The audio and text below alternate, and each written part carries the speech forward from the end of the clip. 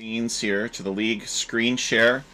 Hello and welcome everybody to the promotional show match for Alchemy League Season 10.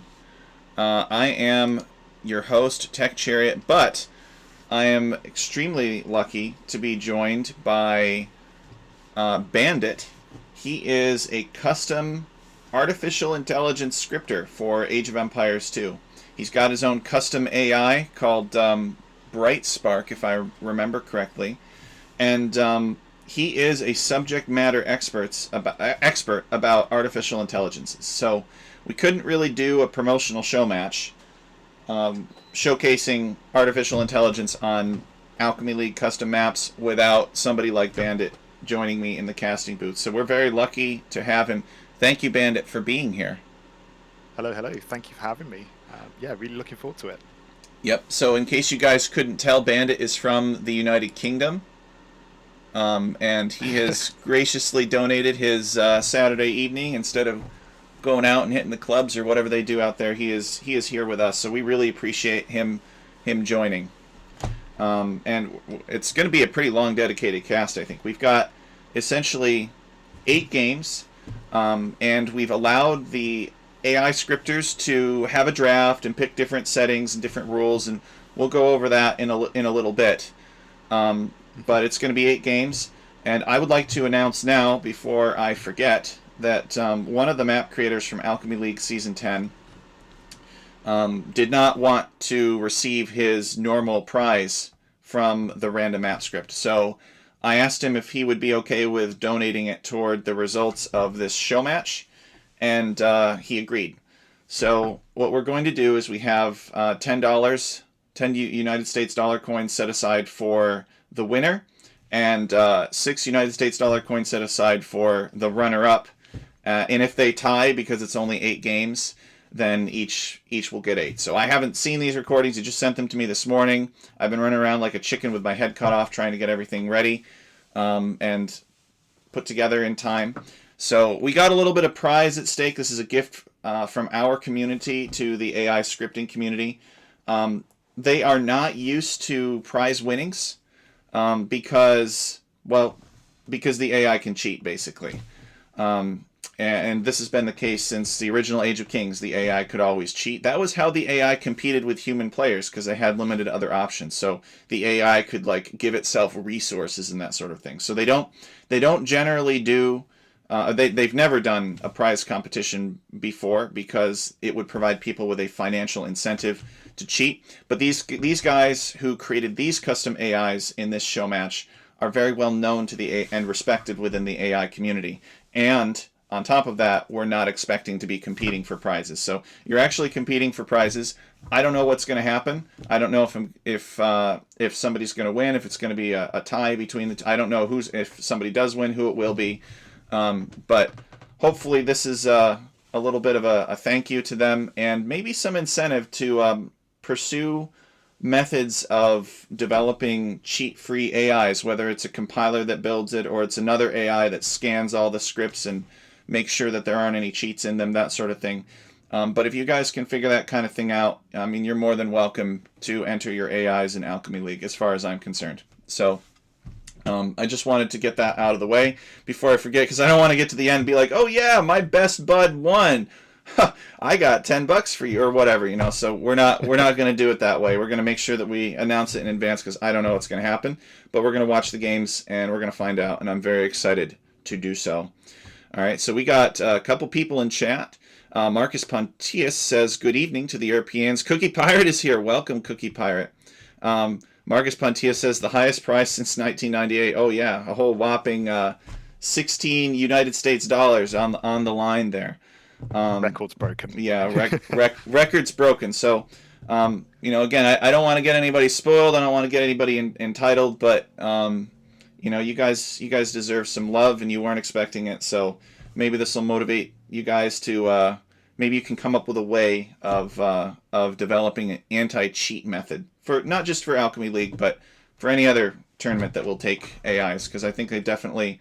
It's like a different expression of self in a way. An AI reflects a person's, what a person's priorities and what they want to focus on, and how their outlook of how they solve the problems presented by the game. All right, so that's enough rambling from me. I think what we're going to do next, apart from me saying this is the promotional show match for Alchemy League Season 10, go check it out. The handbook's up here. You can click up here. If you like these maps and you would like a competitive environment, the Alchemy League in and of itself is a very, unique experience. But I think we should really, and you should definitely look into it. So you're not really going to see the tournament format or anything like that, but you're at least going to see the maps. So Bandit and I are here to talk through the chaos with you guys. But before we get into the actual cast of the games, I would like to give Bandit the chance, and I'm going to try to keep up with him here, to talk about the Civilization draft. Or not so much a civilization draft as it is a rule draft, and then we got the order in which they applied the drafts to. So I'm gonna let Bandit take it away with that because he kind of led this process. I was like, these are the maps, and I want you guys to be a little bit creative about how they're played, and then Bandit kind of led the rest of the charge there. So before Bandit goes though, sorry Bandit, we got some more people I have to acknowledge in the chat here.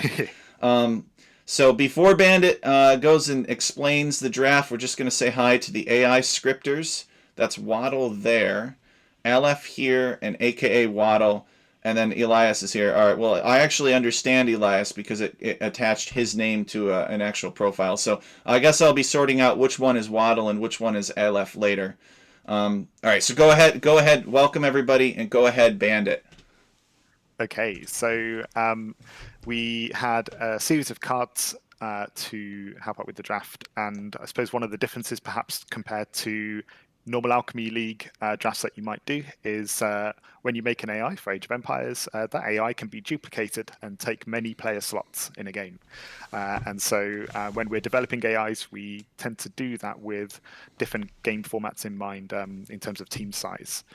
So for us, particularly, I'll bring my mic a bit closer as well if you can hear me a bit better there for someone mentioning the volume. These two scripters are quite different in style. So Elias, who is a scripter of Supervillian, I would say is a real threat the smaller the teams are. In 1v1s and 2v2s, he's very aggressive and is keen to end the game early. Whereas Aleph's AI Illuminati is a bit more of a boomer and really excels in those team game formats, particularly where there's a pocket that can grow and just sweep the map. So this draft really helps because it's in each player's best interest to try and get the game conditions to their preference. And then on top of that, we also had the elements of the Civ draft. So we had different types of cards. We could have free picks, which are unique picks. So you pick any Civ, but you can't pick the same Civ twice. We had random Civ. We had free picks, which allowed duplicates. So where it's got free picks, duplicates allowed. You could, if it was 2v2s there, you could use Goths for 4 of them if you wished. But it was up to the scripters. So if they got a preferred Civ, they could cram it into that. And then finally, we also had one here, which was opponents pick each other's civs.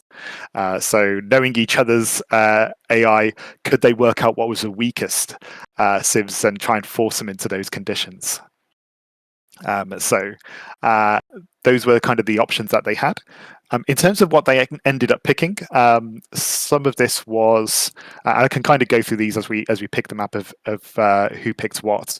But as a general rule, the pattern were kind of stuck. So Elias with Supervillian went for smaller team sizes and prioritized 1v1s from that, whereas Aleph generally for Illuminati prioritized the 4v4s and 3v3s.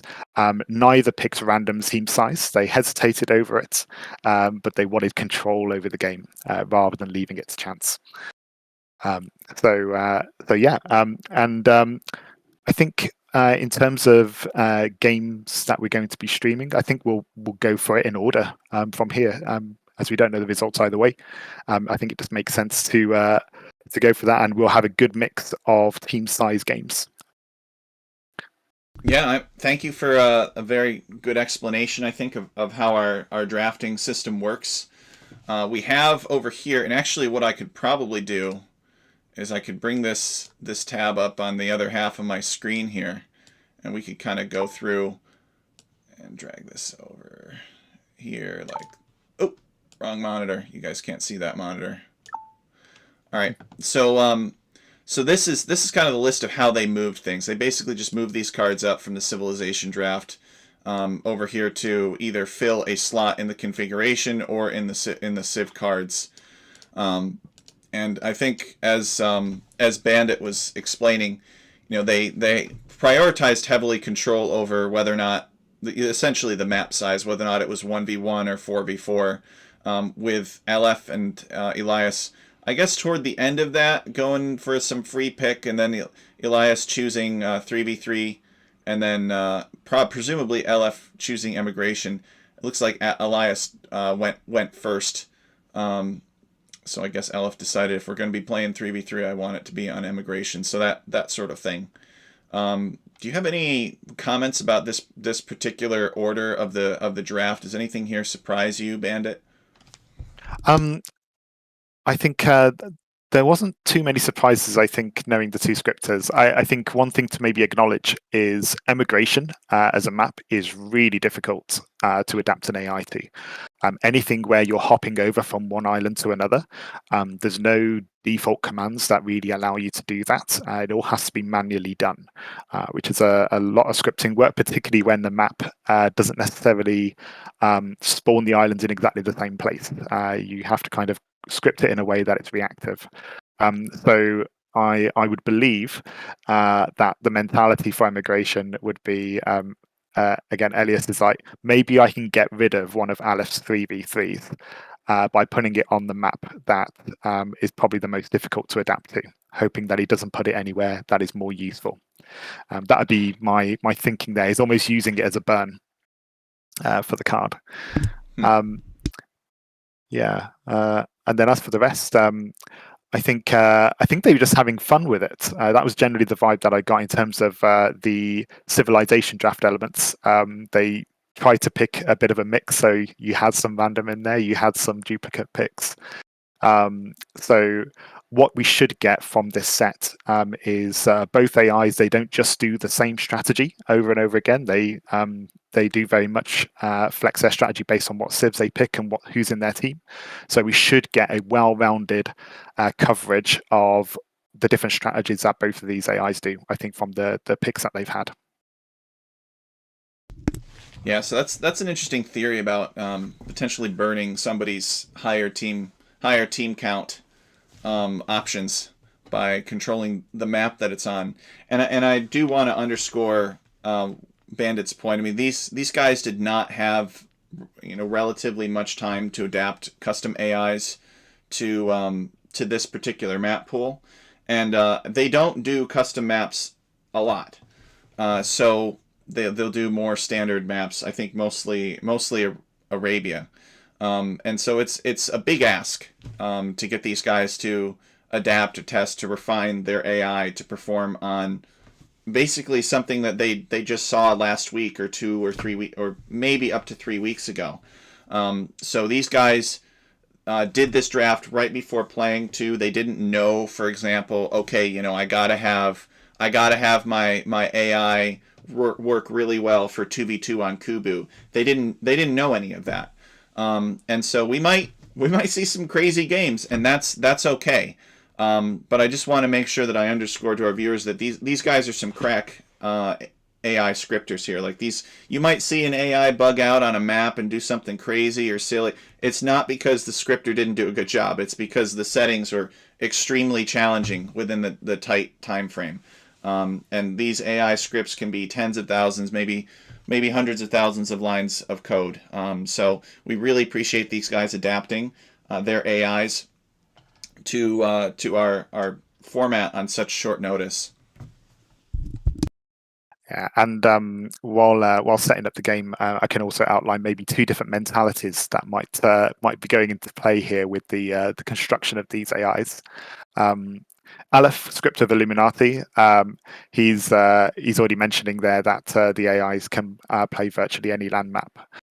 Aleph is a very experienced scripter. He's been in the part of the community well before me, and one of the events that he promotes is on a custom map called Fen Crazy, originally made by Fenris.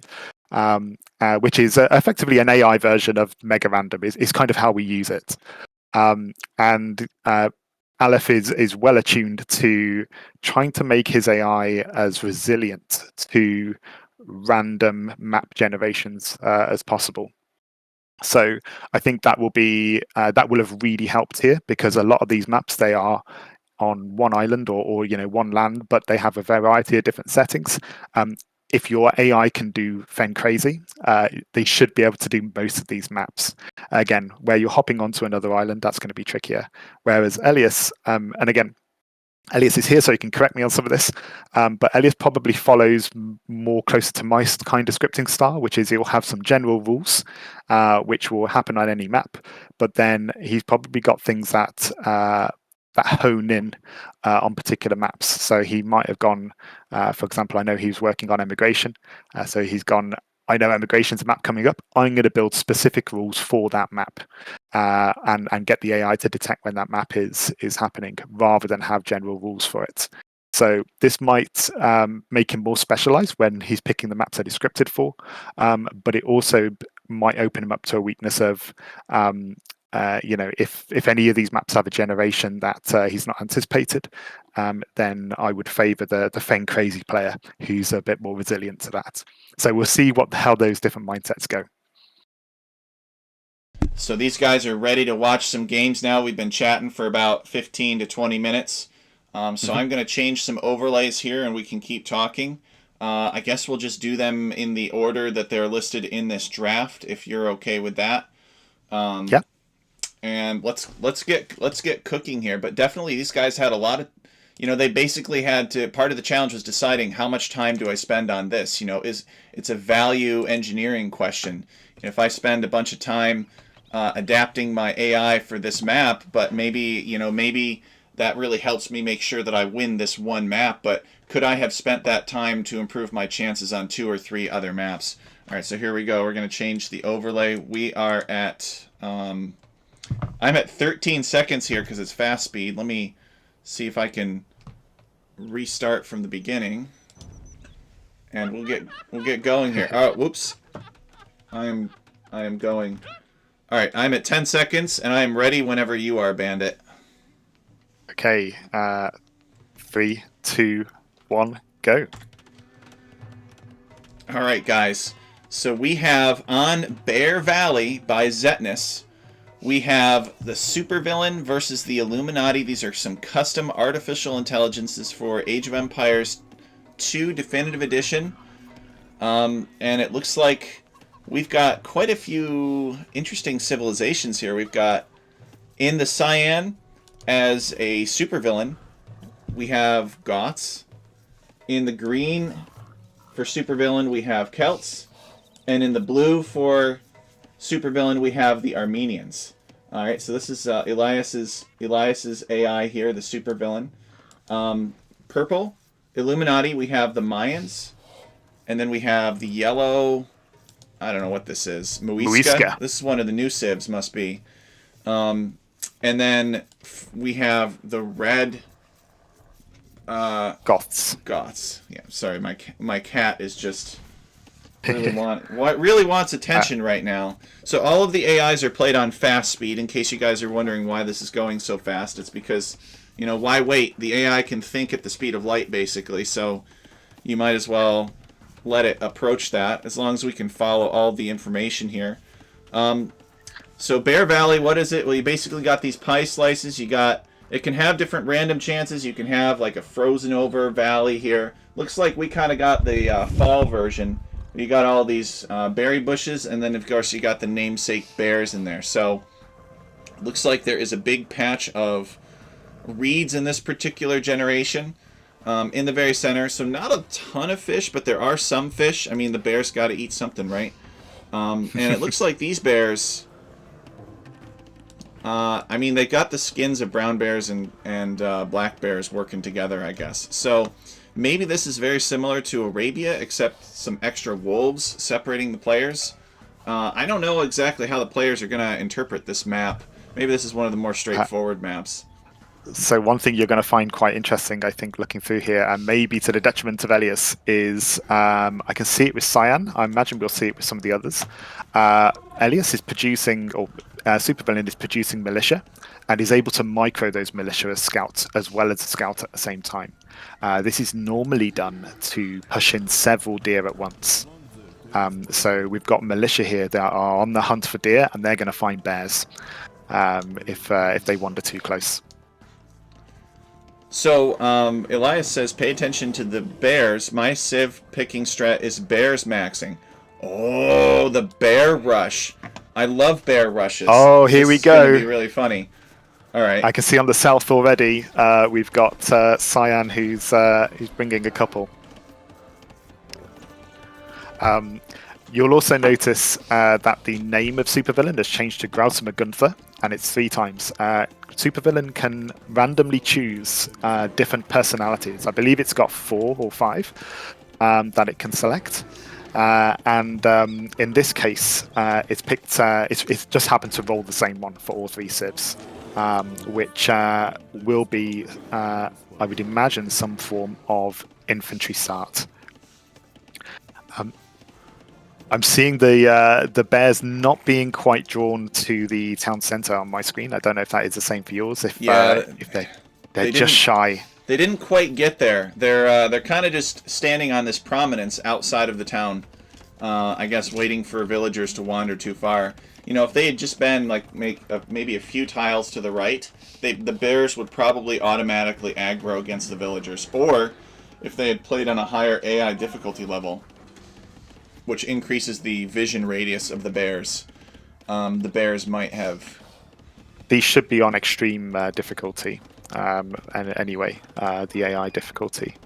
Yeah, these bears can see the villagers, but I guess the villagers are just outside of their aggro radius. That's unlucky.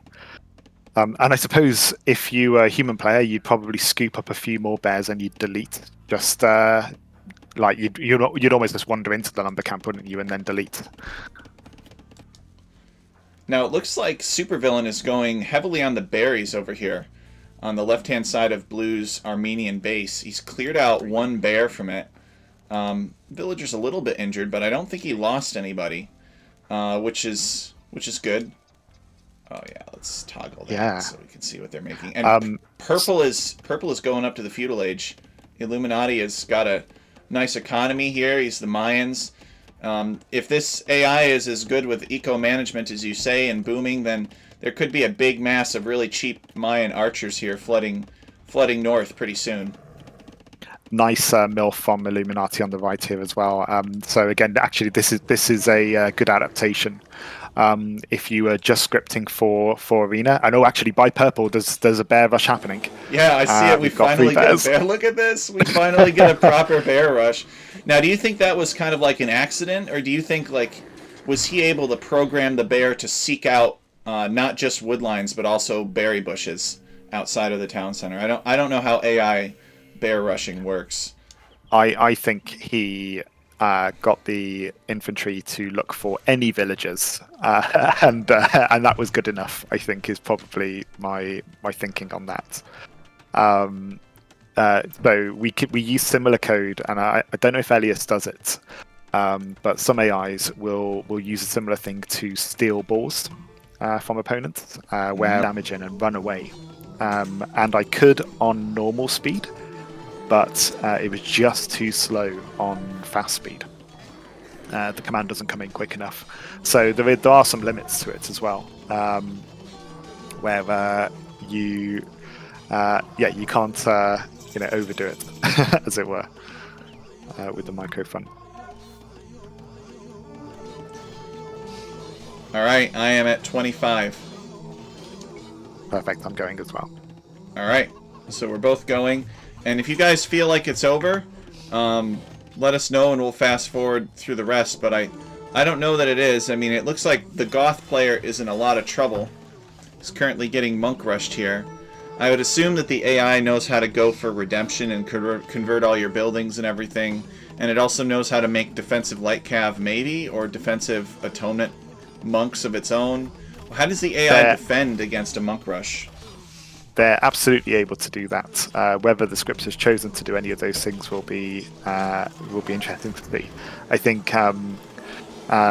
we've had tournaments before actually where we've seen Illuminati do this, and then AI has adapted really well to get heresy quite early on, and at the same time switch into light cav to counter it.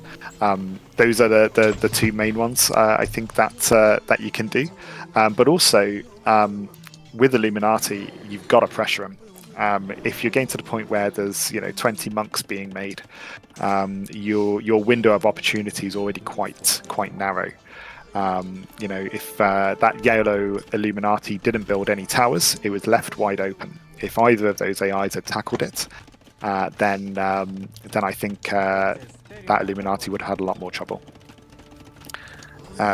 And yeah, we had some recent AI bugs in the engine where, and I think it was also in the main game, where monks were able to convert things that they shouldn't. So we had long-range conversions of buildings with monks, and even a conversion of a castle. That happened in a tournament once. But so far, I believe that's all fixed. So Elias is saying the Supervillian's attack failed, and now this is Illuminati's game. So I think we can speed it up. He thinks we can speed it up. All right, I'm gonna speed it up then to turbo speed. Now, how does the AI make decisions about resignation? Does it type that it advanced to the next stage first to try to trick the opponent into resigning? It's all manually done, right? So there's a number of conditions you can look up. I would say Illuminati is very good at resigning in terms of it will detect in a team game how many team members it has left. Get an idea of military strength of each side. Maybe look at the score as well, perhaps. But an Illuminati team will know when the team is losing and when to pack it in. With Supervillian, I think Supervillian is less geared up for team games, so it will be on an individual basis of whether it resigns or not. And often it's a tricky balance of you don't want to resign too soon, just in case you can get slung back into the game. So I think most AIs will veer on the take a bit too long to resign rather than do it prematurely. Mm-hmm. Particularly in the tournaments, if they think that no one wants to kind of be in the tournament and go, oh, my AI resigned too soon. Right. So they'll veer on the other side of it. But as soon as Illuminati hits Imp, we're going to have Theocracy in as well, and block printing. So we should see Illuminati absolutely steamroll this now. Spearheaded by Yellow, breaking the backs of first Cyan, and now he's going after Blue. It's interesting that he's not going after Green. Maybe it's because he detects... well, they both have castles. I'm not really sure. How they decide? How do they decide who to go for? So there's a couple of ways of working out how to attack in this. You can either do manual targeting and go, I want to attack player 1, player 3, player 5, or you can do it on localized area. So if you've got an army and you see a localized army, you just attack that using effectively what is like left and right mouse clicks. But probably what is going on for a lot of this is something called town size attack. So if you get someone starting town center, think that every AI starts off with that as a center point to their city. And what they will do is town size kind of covers a couple of things. So default building will happen within a circular radius of this TC. So it could be like 20, 30, 40 tiles of a radius of where these buildings happen. But at the same time, this also controls the default defense mechanics of AI. So a load of old AIs would rely on this to do with their attack, because the engine way of kind of attacking was better for defense than it was for their attack commands. So it's a bit of a hack that scripters would do. Is if I just make my town size really big, and so big that the enemy buildings fall within the town radius, then all of my army is going to go towards that. So if Illuminati is doing any of that, he's using town size attack, then imagine that for each of their starting TCs, there's a circle that's getting bigger, and that circle will overlap cyan and blue before it overlaps green, because green's a pocket. So I would imagine that's a bit of what's going on. Probably Illuminati's using town size attack for most of its army, and then microing the monks in a localized area. Yeah, and I think Alice confirmed that there as well. Mostly TSA, Transportation Security Administration. No, town size attack.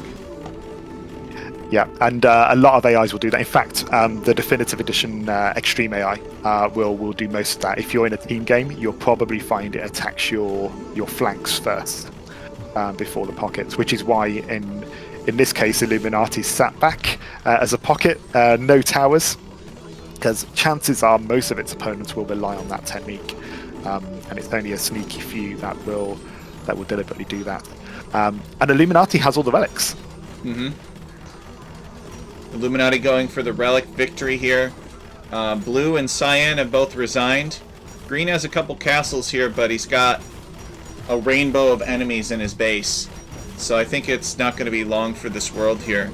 We see, I think it's pretty safe to call it at this point. We see Illuminati taking the win on this map, but you know, I think that this map is kind of more favorable to Illuminati's style. Anytime that you have a lot of hostile neutral Gaia units that could interfere with rushing, it could make it harder for an AI like Supervillian to do the damage early on that it needs. That, and Illuminati very smartly made lots of towers. Yeah, it was a really nice defense, and also I should add on here that for Bear Valley, Aleph was the one who picked this to be a 3v3. So this is one of his picks. Elias chose for it to be unique Civ pick, which was a bit later in the draft. So if you're talking about team size being the main decision that people have been making, Aleph made the decision on this one. Mm-hmm. This is kind of like his home draft here. Home turf, perhaps. He was expecting to do well here, and to secure one win this way. Indeed, he has. But I really liked from this. I loved the attempt of a bear rush from Elias. That was a really nice addition. Mm-hmm. And also for both AIs, it would have been very easy for them to mess up that mill because the berries are quite far away. So if you're relying on default settings, what an AI might do is kind of look around, not find berries close enough, and then just dump a mill anywhere so that it can build farms. And actually, a couple of the AIs, they found the berries, built it quite forward, and were able to fish from it as well. See, this is why we have Bandit on here, because he notices stuff like that. He's like, the fact that they built these mills on these really distant berries is really impressive. And the rest of us are like, well, obviously you would build a mill on those berries. They're really the closest available berries. But, no, it's not trivial to an AI. Somebody's got to figure that out and program that in. So thank you to Bandit for pointing that out. Jasuni is here. He says, those civs do not look right. What are you talking about? What do you mean they don't look right? All right, so now we're going to go on to, let's see here, the game 2, which is Bluegill. Bluegill. Oh, boy. All right, this one was the one that I made. This one is going to be a 1v1.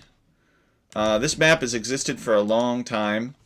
I made this map in honor of, the Dutch player, Bluegill. I'm on 3 seconds, and I am ready to go whenever you are, Bandit. Just loading up. The replay viewer is bugged. All right. Oh, they might be talking about the fact there were 2 Goth players. So the way that we did the Civ picking after the card draft is unlike a normal Civ draft where, you've got everyone there kind of drawing the Civs from a pool. Once we decided what cards people had, they then picked their Civs blind. So you're able to get do a same pick as your opponent, because basically Elias and Aleph submitted their civs to me together without realizing what the other ones had picked. So yeah, you may see opponents get the same civ there. That would just explain that. I'm at 3 seconds as well, so happy to go when you're ready. All right, 3, 2, 1, go. So I could talk a little bit more about this map because I made this map and I know this map. Yeah. You got random terrains here. It could be shallows. It could be deep water. There's always going to be at least one shallows so that you can walk to the center. But sometimes there is deep water. But it looks like in this case it's a combination of mangrove shallows and just unbuildable regular shallows. So a lot of bonus gold and bears in the middle. Some ornamental trees and a little monument to our dear friend Bluegill from the Dutch Age of Empires 2 community. Nice. We have these gill type shapes here, so it's not entirely just the name. I mean, it makes the name make a little bit more sense. These gill like shapes here, and it's somewhat random. The player arrangements, you can be, in this case these players are arranged right at the sort of mouth and the vertex of these guilds, but there is also the random chance that you could be like over here and you could have to walk all the way around, and you can imagine, if this is all deep water, it could restrict your access to the center. So in this case these players are going to have pretty good access to the center. Looks like we've got an Aztecs mirror matchup. The final thing I wanted to state about the map is that there is a ring of unbuildable rock terrain around the outside, a rounded square, if you will. So you cannot wall to the edge of the map. All right, Bandit, what do you think? The Aztec picks are very amusing in that for this one. It was just looking at the draw for this one. It was free. It was picks that weren't duplicated on their own picks. So both scripters decided Aztecs was the way to go for this. Just looking at the relics, I'm trying to think of maybe the reasoning for that. Aztecs is a strong civ for Illuminati, but looking in the middle, how many relics did you say were on the map? So there are, I think, roughly twice as many relics on this map as normal. That might be why. Because the gold situation is pretty. There's not a lot of gold, right? There's stone out here, but I mean, look, you basically just start with these 2 golds in your base of 3 tiles, so you have to be careful. And yeah, you're right. I agree. I think the choice of Aztecs was probably motivated by getting some bonus resources from the gold, but it can also end up that one player ends up with all these town centers, and they're taking all of the gold in the center, and they have a huge navy and everything, but they don't have any access to the relics, and the other player on the outside is going for a relic victory or something. You also have to be careful because you could get all of this gold and you could invest massively into it, but you can't really use ships to secure the wood. So you kind of have to be careful about the domain that you fight your opponent on. The final thing about this map is that it is very food poor. There is not a lot of food on this map. You can supplement your food income by going for some of these shore fish, but there aren't too many of those either. So you generally have to pick a civ with an eco bonus to get a decent feudal age time, which could be a challenge for the players. That's why I think Mayans are actually a better pick on this map than Aztecs. But maybe the AI will manage their resources just fine. And the wood is quite scattered out, I guess. So even if you're relying on a heavy farming eco, your wood lines are going to get further and further out, quite quickly. So that's going to be interesting. Also, you'll notice Supervillian's personality. It's not Groza McGunther this time. It's Starko Skautovich, which I know it as an all-in scout rush, but it's Aztecs. Ooh. So how are you going to do that? Are they just going to make eagles instead? Is that how that works? Potentially, which actually, with all the gold on the map, might be a good play. So I'm intrigued to see what Supervillian does here. We've already seen monks from Illuminati, really strong with the monk micro, so this could be a repeat of going in for monks. I'm also intrigued to see with these 2 AIs as well, whether what their attitude is towards the shallows. Do they bother docking it, or do they just stick to all lander units? Indeed, and that's a question that players often have. Some players might just ignore docking entirely. Scouts are very powerful on this map because there's so little food. The scouts build of getting up quickly to the feudal age and just making a bunch of scouts and then just keep layering farms and farms down. I played this map team game with friends where I would be like on 3 or 4 stables pumping scouts out just because of the nature of the food situation and the timing that results from that. But with Eagle Scouts, I don't know. Yeah, are they going to go into the center and then get eaten by bears? I mean, there's a lot of gold in the center to be had if you can navigate the bears properly. They've also got the carry capacity, right? That's which I think is what Aleph is alluding to in the chat. Actually, with the resources being a bit further out, having the extra carry capacity on their villages might also help. I don't know what he's talking about with the farm bonus, unless I'm blind and missing it somewhere. But yeah, the villagers getting +3. I mean, Aztecs do have a slight eco advantage, but they don't make their resources last longer, which is the Mayan eco advantage, which I think would be more useful on this map. Looks like actually the supervillain is building a tower on his mill. I don't understand this tower. Maybe it's detecting the water, and maybe it's thinking about putting a dock there. So it's treating it like a water map. Okay, so the tower is there to help him build a dock without too much trouble from his opponent. Some AIs do this. There's one AI in our community called GamesGod, which is very good at defending its docks. It will reinforce all of its docks and fully commit itself to controlling water. And it's really hard to get off water because of it. But yeah, interesting move from the supervillain there, because the water's not contested as far as we can see yet. Oh, okay. Elias is clarifying here. The presence of the tower right next to this mill is to help protect farmers. So as the game goes on, this supervillain AI will put down more farms around this mill and tower, and so the tower will help keep them safe. And as you predicted, we got 3 barracks here pumping out eagles. Well, actually 2 of them. One of them's getting arson, so it's going to be an eagle rush. And Illuminati market blacksmith for Illuminati, so Illuminati desires fast castle. I think fast castle is not a good idea for this map, but it can be kind of hard to reach just because there aren't enough resources to go fast castle.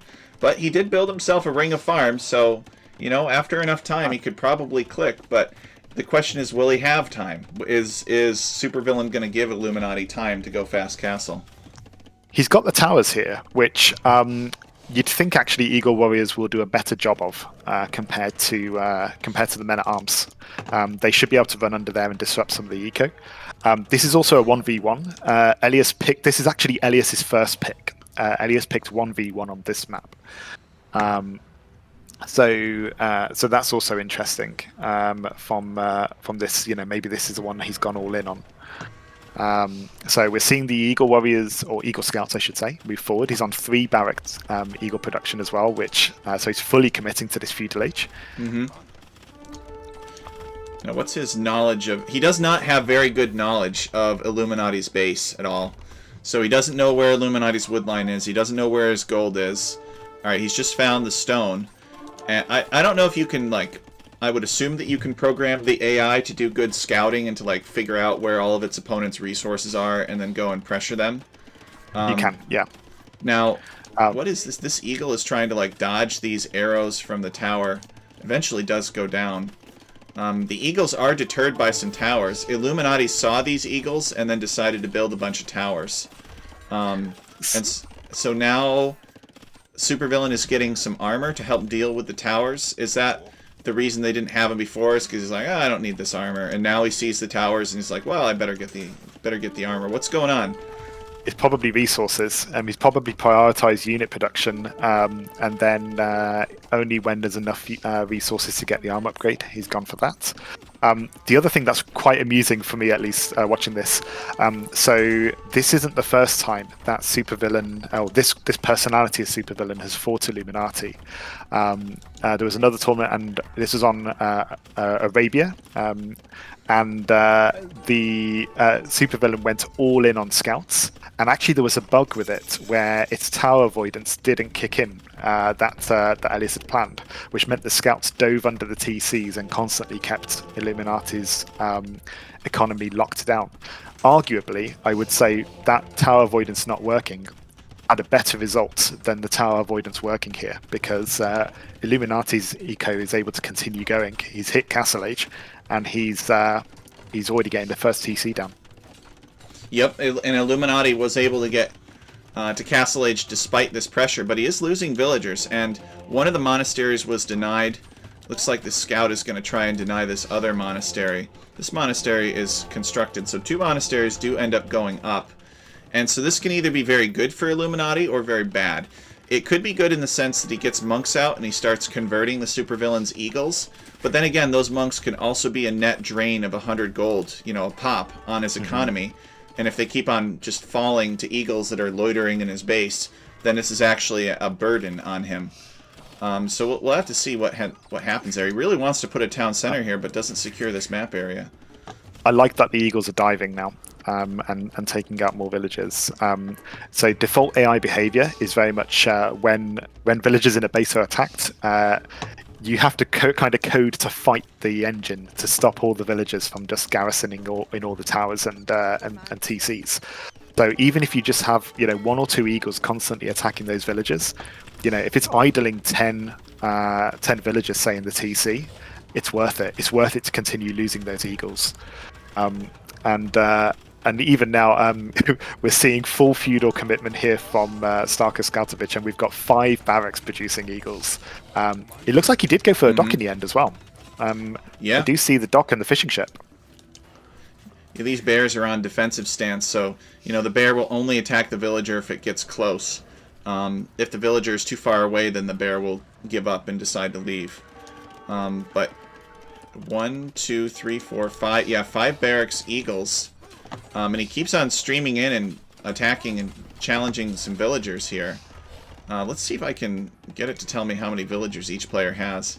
So Illuminati, despite being on 3 town centers, has only 44 villagers, whereas Supervillain has 55. So Supervillain actually has the eco lead. Now, Supervillain is not as advanced as Illuminati. Supervillain is fully committed to feudal age here. But he's definitely confounding Illuminati's plans. Illuminati has these monasteries. Okay, he is making a monk from this one. He's slowing it down, and I'm also seeing it looked like for a while Supervillain was long-distance gold mining, which is why that eagle production slowed down. He also could be using market rules. Does he have a market down? He does. So he's lacking gold. He's got over 13,000 food. He should be selling food here. Whether if not to age up, then to get more eco production going, because he's giving Illuminati a window to breathe here. And he is actually going up to the castle age. He just sold a bunch of food, and he's continuing the eagle production. He's actually making fish too. So kind of reading the map and detecting that there's an advantage for fishing. Modest fishing, not a massive fish. Okay, there's actually quite a few fish here. There's 1, 2, 3, 4, 5, 6, 7 fishing ships from my count. But he's kind of... He was later to the castle age, and he's not getting terrific value from these eagles. They are getting hit by the towers, and the towers have fletching, something that Aleph pointed out earlier. But I think the eagles have done their job. I've only seen the one other match with Illuminati. And so it's hard for me to say if Illuminati is behind where they would like to be, but I think Illuminati would like to be a lot further ahead than this. But he's just had eagles running through his base the whole time. Okay, Illuminati is up to 60 villagers. So it is starting to close the gap. Yes, it is starting to close the gap with Supervillain. But Supervillain arriving with another wave of eagles here. It was on 6 barracks a moment ago. It needs to get that Eagle Warrior upgrade the moment it gets to Castle Age, and I don't know if it will. I guess we'll see. It's just hit Castle Age now. and we'll go over to his point of view. I mean, you get a good idea of he's getting the economy upgrades. So is Supervillain gonna try to? No, he's not really trying to boom. He's adding another monastery here. He's able to get a couple of those monks out, but you can see he's slowing down at the moment. That gold isn't coming in quick enough. Yep, Supervillain running out of gold here. Building a university, which is kind of an interesting choice. And Supervillain is also taking stone. Is Supervillain just taking the stone to sell, or what's the purpose of the stone? It might be a castle, but I was just looking at Illuminati as well. Can you see the mining camp that's in the shallows? I do. So you know how I said about the mill? You know, if your kind of range isn't high enough, then it will just drop a mill to say that it's got one down. It looks like a similar thing's happened here with the mining camp. It's had trouble gaining a position, maybe amongst all of that cramped area. So it's just built one, you know, in the rough vicinity of it to try and encourage gold miners towards the middle. So I wouldn't be surprised if you see another mining camp towards the middle from Illuminati soon. Illuminati going for the forward gold despite having a gold much closer to home. Maybe they couldn't fit a mining camp in next to this gold, or maybe they want to take the forward gold while they can. I'm not exactly sure the logic for it, but that's okay. Now, Supervillain has built a castle. Eagle Warrior coming in as well. Yeah, Eagle Warrior coming in. I don't know if he got the armor upgrade for the Eagles. Let's check and see.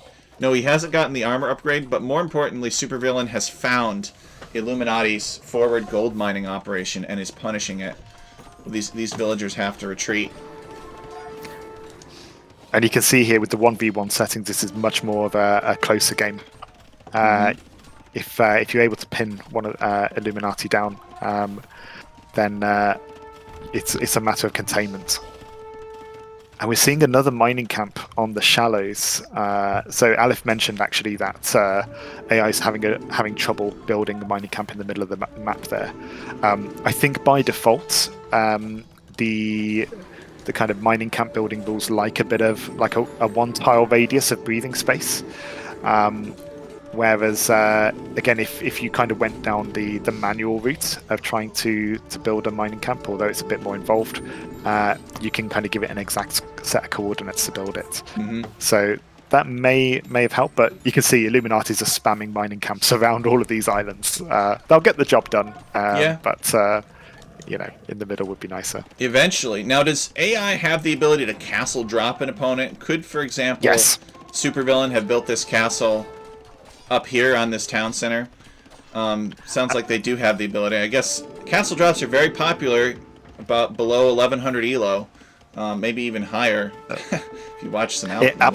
It absolutely can, and I'm pretty sure Supervillain's capable of doing it. I don't know whether this personality will go for it, but particularly when he's in the lead, I wouldn't be surprised to see him try and secure a victory by placing a forward castle. So it looks like Illuminati has collected. I don't want to say he's collected all the relics. I get a relic indicator here. He's got a relic victory countdown. Wait, what? That doesn't make any sense. He doesn't have all the relics. There are more relics. What's going on with that? Interesting. Could that be an AI thing or like a game bug? That's not an AI thing. If anything, it might be a map thing.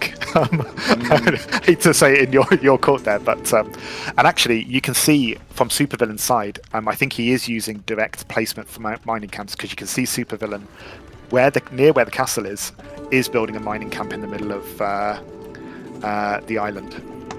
Oh, yeah, Supervillain with a better mining camp situation here.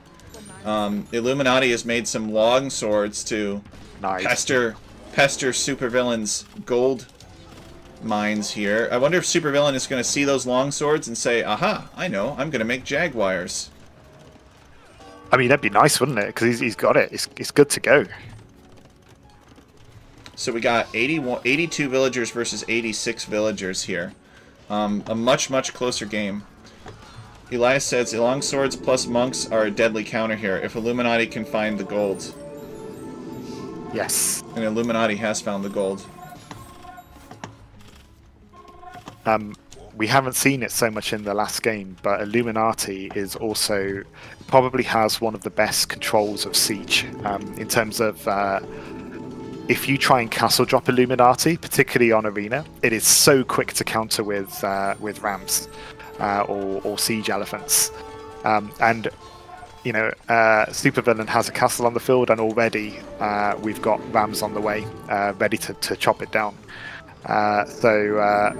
Yeah, Illuminati's reacting very quickly to that. Scout makes only scouts. Says Scout by Elias. name, scout by nature. Can only do scouts. I gotta understand this whole relic countdown thing, because in the past you could give maps, 10, 20, 30 relics, and the relic countdown would only begin after they got all of them. So I don't know if the game maybe changed since then. Oh, where are you seeing the relic countdown? Because I can't. I see this relic icon next to Illuminati here, and I'm not sure what it means. And on my minimap, I see monasteries with boxes around them. So I'm not sure what's going on with that. I don't see a countdown, but I do see. I do see the icon there. So maybe that's just me not knowing how the replay manager works. Yeah, that's an interesting point, though. We're seeing Supervillain, at least on my screen, we've got 20 idle villagers. They're all garrisoned in the castle. He's off gold. Mm-hmm. So I think Illuminati's doing it. I think Illuminati's turning it around. Yeah, Illuminati with a comeback here. Could you imagine if Supervillain had, like, Magyars or something, and could actually just make food scouts and didn't need the gold in the center? Could be a very different game. You mentioned about getting scouts being really good on this, and at least with the layout he's got. Again, though, market rules could be in use here. You could be selling food. I'm just going to check what the market price is. Can I see what the market price is? You got to click on this icon down here a few times. So you could sell food for 78 gold, 100 food for 78 gold, or you could buy 144 food for, 100 food for 144 gold. So it's not too bad. Yeah, I'd like to see the selling of food to keep the production up, particularly if you're committed to eagles. As you mentioned, some Jaguars would be ace right now, but I think we can fast forward it because we're going to see Illuminati now with two-handed swordsmen countering eagles. We've got monks in the base. Yep. We've got rams coming their way. This is going to get eaten up pretty quickly, I think. Interesting that the rams are prioritizing the tower rather than the castle. They've gone past the castle to try and take the tower down.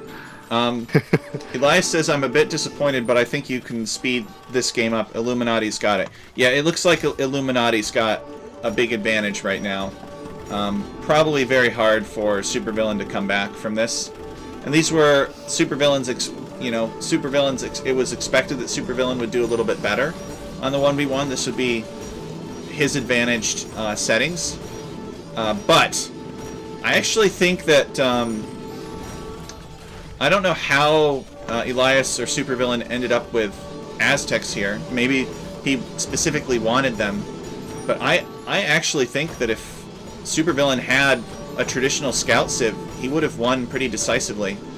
The scouts have, if I remember correctly, one more base pierce armor in Feudal Age, and they cost only food.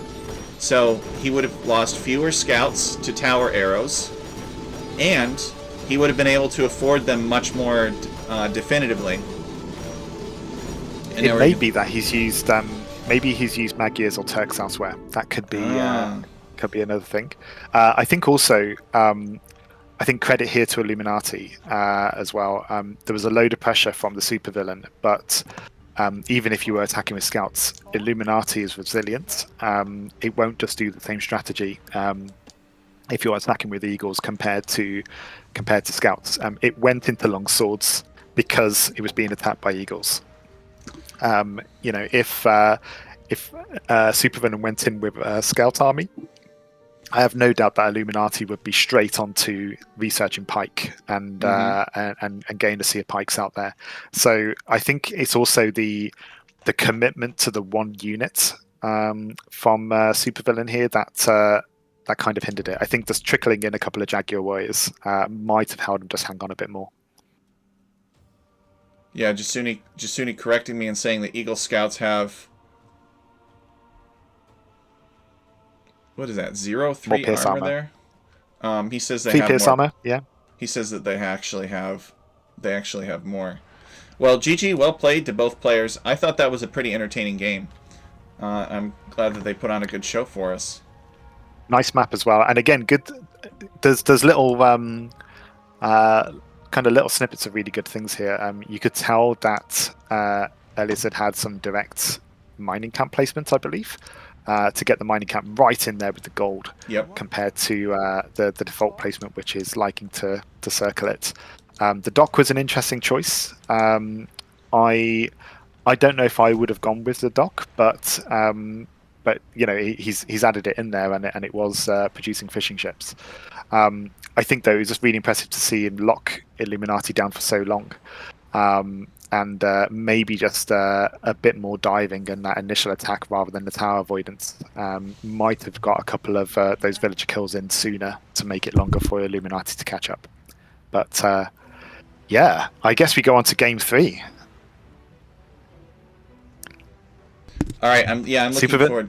All right, so let's let's go into the next game here. So return to replays, and game 3 is on Conflagration. Let's see here. Conflagration is a 4v4. Oh boy. Let's load the replay. Arthur says Supervillain switched to ignoring towers when the front tower had. All right, I am just about ready. I'm on 7 seconds. Where are you at? I was a bit slower to it. 19 seconds. So. All right. I will unpause and I'll let you know when I'm at 19 seconds. 10. All right. Excellent. All right. I'm at 19 seconds and ready whenever you are.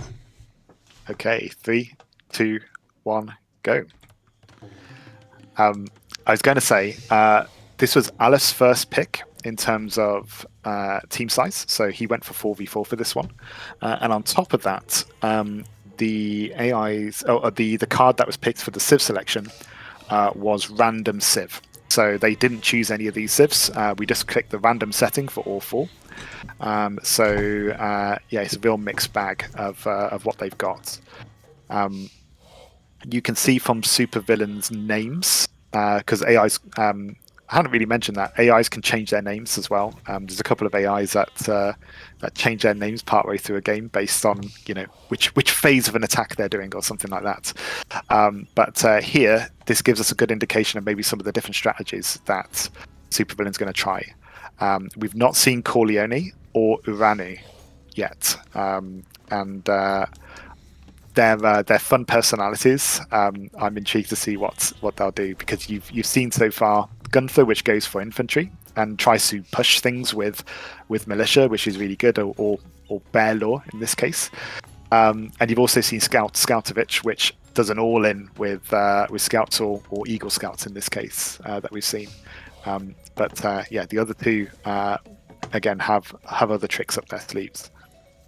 And we did see the mine. I suppose it wasn't a mine pick, but mines are going to make it into this one. So random civs. Did Elias pick the random civs here? Did he do that to throw off Aleph here, because he wanted Aleph to pick Goths and everything like that for Illuminati? Who picked? Aleph did. Aleph picked the random civs. All right, so this is really Aleph's cup of tea, then, as you might say in Britain. This is exactly how he wants to play. Do you foresee Supervillain...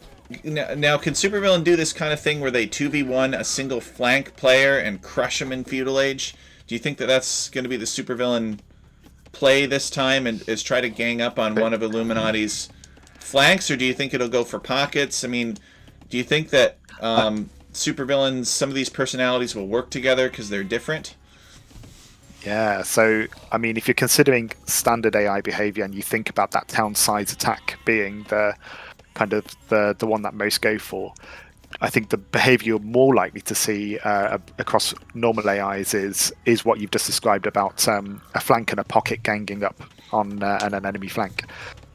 What I would hope to see from the supervillain here is not that. I would hope to see supervillain pockets attack Illuminati pockets, because I think we've seen in the first game, if you leave a pocket to just boom, it can very quickly just wipe the rest of the map.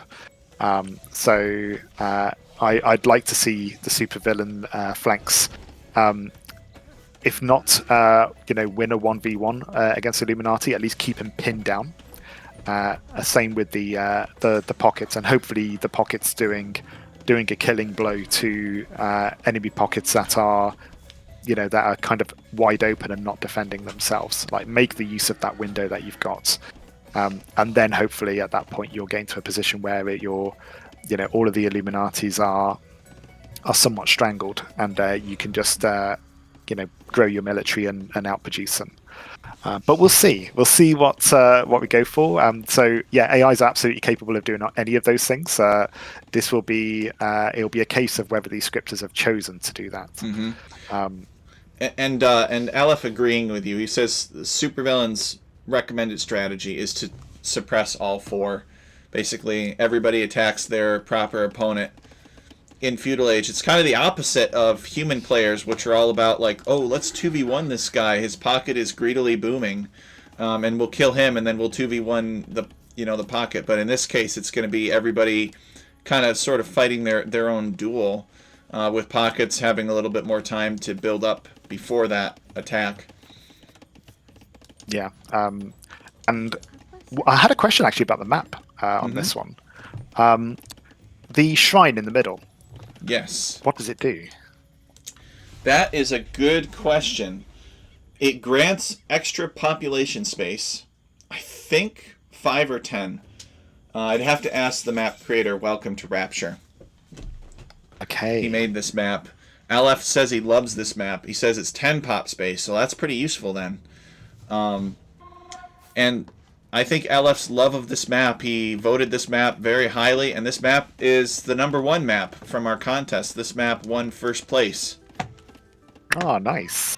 Because Aleph really liked it. Well, I mean, I think we've seen already with these maps. It's been really fun seeing these AIs play on them, but also I've been doing a couple of tests on my own and had a couple of games as well, just test games on them, and it's just really fun. I think starting with a blank slate on a new map, I think is so used to kind of the default maps that are built in that you kind of know and kind of tried and tested. Being able to just look at something fresh as a problem to solve is really cool. So we got Blue going for a trash rush. He's making some skirmishers. He's making a spearman. He's making some more archer ranges for some more skirmishers. And, you'll notice what he's not producing as well. He's not making scouts. He's not making archers. He's not making man-at-arms. He's not making villagers. He is going all in. All in? Oh yeah, you're right. There are no villagers down here, and I'm on Blue's point of view. He really is going all in with how many villagers? 26 villagers. And he's just like, this is enough. This is all I need. I'm just going to go kill my opponent now. Corleone of many an AI in a 1v1 because of this commitment. I personally have had to make changes to my AI to kind of defend against this type of rush. So really cool that he's rolled this personality. Unfortunately for Corleone, I think he's going to be avoiding towers, and Illuminati's got his number, and is going to be all in on those towers, I think, on the flanks. I think we are seeing units go through the middle as well. I am seeing cyan units going towards... They've skipped black. Sorry, they're going towards red. I think green is going across the shrine, but I don't know if they're targeting yellow. I think they're also going for red. So they're going to 2v1 red here. Yeah, look, green and... 3v1 if cyan's there as well. Militia, I don't know where Gray is. Blue is already Gray, back here. I guess he's kind of disrupting some things. Disrupting some so farmers. Blue's trying to pin down, but needs to do more pinning down because of the idling the TC. It is gradually now producing villages, but it is prioritizing military over those villages. So it's going to build those villages sooner. Later.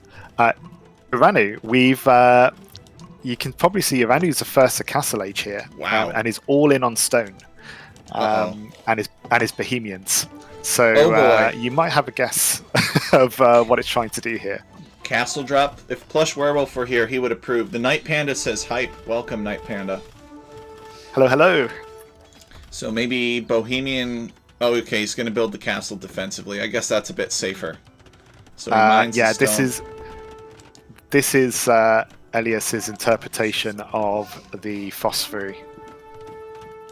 So defensive castle and try and get those Castle Age units quite quickly. Orange is looking pinned down. I don't know what it looks like from your screen. I know he's building a load of towers, but they've nestled into the forest and they've completely stopped the wood line. They have shut down the lumber camp, and the villagers are kind of loitering here. Now, I think that yellow and purple are pretty undisturbed, unspoiled by any aggression, but orange definitely looks like he's in a bit of trouble here. He built some towers, and the towers were good at securing the forward farms and the stone, but he kind of missed the wood line here. So, orange is kind of suffering from that. What's Gray doing? Is Gray making any...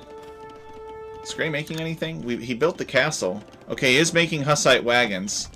That could be interesting, and it'll be very important because Red is coming to attack Gray with some archers. So Gray is preparing with some Hussite wagons. Yellow's coming along as well. Yes, I misspoke. Sorry, yellow with the archers, and it's looking for the wood line. And I think Gray is going to miss it. Now, how does the AI decide whether or not to defend at home or whether or not to attack with its units? See, like, he could send these forward, and he could do some damage on this wood line. The Hussite wagons are pretty, pretty resistant to arrows, or he could clean up archers that are on his wood line. How does he decide? You have a lot of control over this. If you leave it to default commands, again, going back to that town size attack, the AI should detect when there's units in its base. If you're doing what I suspect Elias has done, which is do a lot of this manually, then he'll have conditions that he'll choose to decide whether a Hussite wagon goes forward and when to pull back. But it looks like he's got a good blend in that he's got a couple that are attacking forward and idling villagers, but he's kept a couple behind to clear up the archers in his base. So he's kind of gone for a bit of both, which is nice. The scout is... Hussite wagons don't have a minimum range, do they? Is that why he's not attacking the scout? No, he's running away from the tower. There's tower avoidance on those Hussite wagons, which I don't believe is the way. Just sit under it and wipe him out. Now, they have been slinging blue as well. Blue has 39 villagers. Gray has 28 villagers, so blue is actually ahead of Gray on villager count. Gray is all in, I think. It's got to Castle Age. It's just all in on wood and gold. I think Gray was also... It made a siege workshop. Is it producing rams? Made a mangonel. Mangonel. It's got a Hussite wagon guarding this wood line. It might make some rams soon. I don't know. Blue is doing a very good job of suppressing orange. It's switched to archers, which is interesting, given the towers. It'll do more villager damage, and it has avoided those towers quite well. But I would expect it to have gone more into skirm just so it could sit under those towers a bit longer. Oh, and Illuminati's taken the shrine in the middle. It's yellow now. Yeah, look at that. Aleph saying Illuminati's right flank got some very unlucky civs, especially the Ethiopian pocket. Yeah, Ethiopian pocket, it's not very good. And we are seeing different strategies here from Illuminati. We've seen monks twice, but yellow we've gone crossbows for this. Red is struggling a little bit there with Dravidians, but looking over at Gujaras, we are seeing monks with Gujaras. So yeah, I think the flanks are struggling. Sorry, the flanks are struggling a little bit. It's also probably worth adding that both Elias and Aleph, as part of the preparation for this, I don't know whether it was built in deliberately or not, but because random Civ was going to be one of the cards, they made sure that their AI could support random Civ. So I think both are maybe just missing a couple, particularly of the newer Civs, from their AIs. So as well as kind of making any adaptations to each other on the map, they've also added in some of these Civs for the first time. So I believe Gujaras was the last one from Illuminati to be added in, because I don't think he's a fan of the Civ. Yeah, a very unfortunate role there for Illuminati on that regard. So it looks like purple has arrived at orange's base. And he's helping out with some Gurjaran monks. Illuminati, even though Gurjaras were last, he added them as a monk civ. Is every civ a monk civ with the Illuminati? We've had crossbows, right, from yellow. No monks from yellow, I don't believe. That's true. You should see a good mix. I think the monks is the main one, but also you will have noticed that orange went for Mangonel. So there's loads of archers in Orange's base, and so Orange is trying to take this back by hopefully some Mangonel fire. And it definitely looks like he's keeping Corleone away at bay, but Corleone just keeps coming back. Corleone was slung earlier, and so that could be a big contributor to why he has so many units here. Let's do another villager count. Corleone with 29 villagers. We've got Knights and Tarkans as well from green going into Red's base. Oh. Red Illuminati is holding off 3 supervillains. That's pretty impressive. Some good Mangonel fights going on as well here. So the crossbows and rams are now heading toward purple's side of the map. Maybe they're going to attack blue finally. I think blue is starting to run out of steam, although he still has units in orange's base, which is this lumber camp right here has just been the bane of orange's existence for the entire game. Blue's really been there pressuring things. Alright, maybe yellow can finally show up at blue's base and do some damage.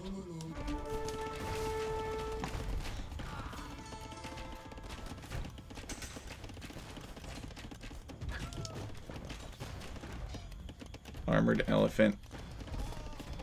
And Gray's still here stalemating. The issue are what are the pockets going to do? I guess Cyan has sent a few units to harass yellow. I think we're going to see two fronts here. We're going to see blue lose on the one side, but we're seeing red being pushed on the other. I'm quite surprised that the Hussite wagons haven't done more. He had the timing right. Mm-hmm. And I've seen games, even with Definitive Edition AI, that goes Hussite wagons and it just shreds through a base. So maybe because Grey was slinging blue, it just didn't get the production to overwhelm. That could be it. The Grey's resources went to helping blue's attack, and now blue is in trouble. Blue needs some help from green. What are your thoughts on the Gujaran Berserks? Gujaran Berserks. I think it's going pretty well for the Gujars if they're Gujaran Berserks. Cyan is the Vikings. He's sending some troops now to help out the flank, but Blue's town center has gone down, and I think their team is in big trouble. So in this case, if these were human players, they would probably try to crush Red as quickly as they can, but Red's hung on. He survived against the onslaught, all these different colors in his base. He's done a really good job. And I think the siege is helping here. I'm keen to look at what some of these battering rams are doing. and whether they prioritize the Hussite wagons, because default targeting won't necessarily do it, but if you can manually target siege with rams, it can be really effective.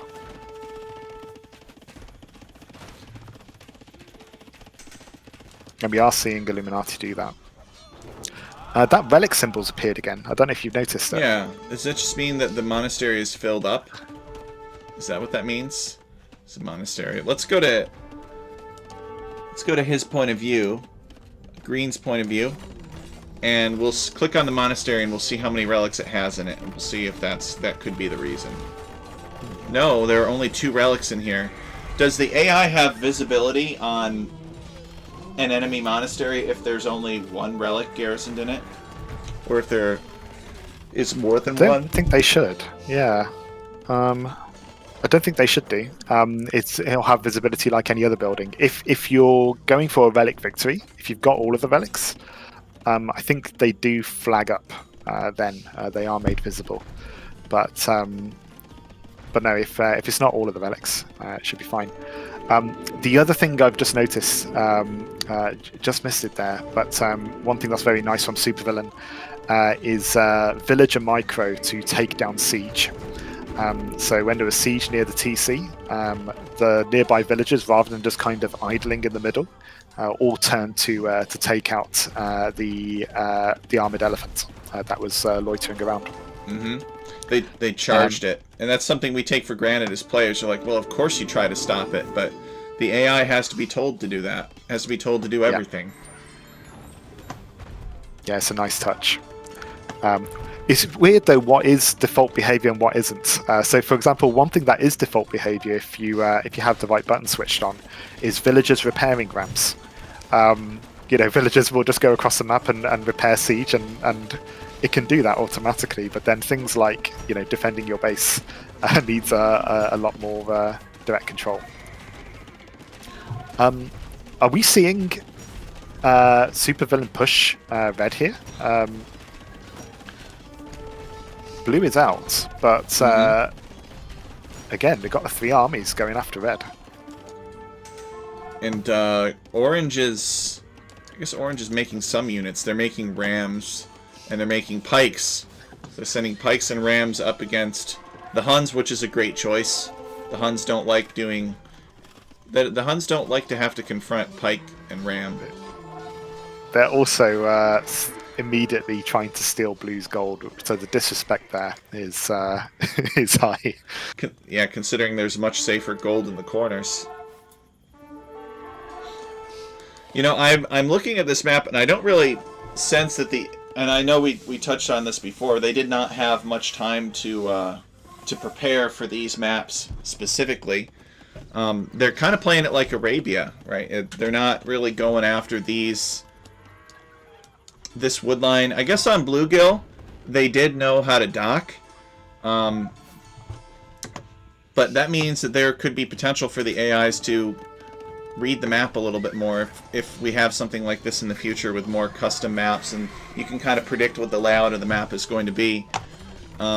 Yeah. And I think that they're already doing quite well, even though they're not, they're playing it as though it is Arabia.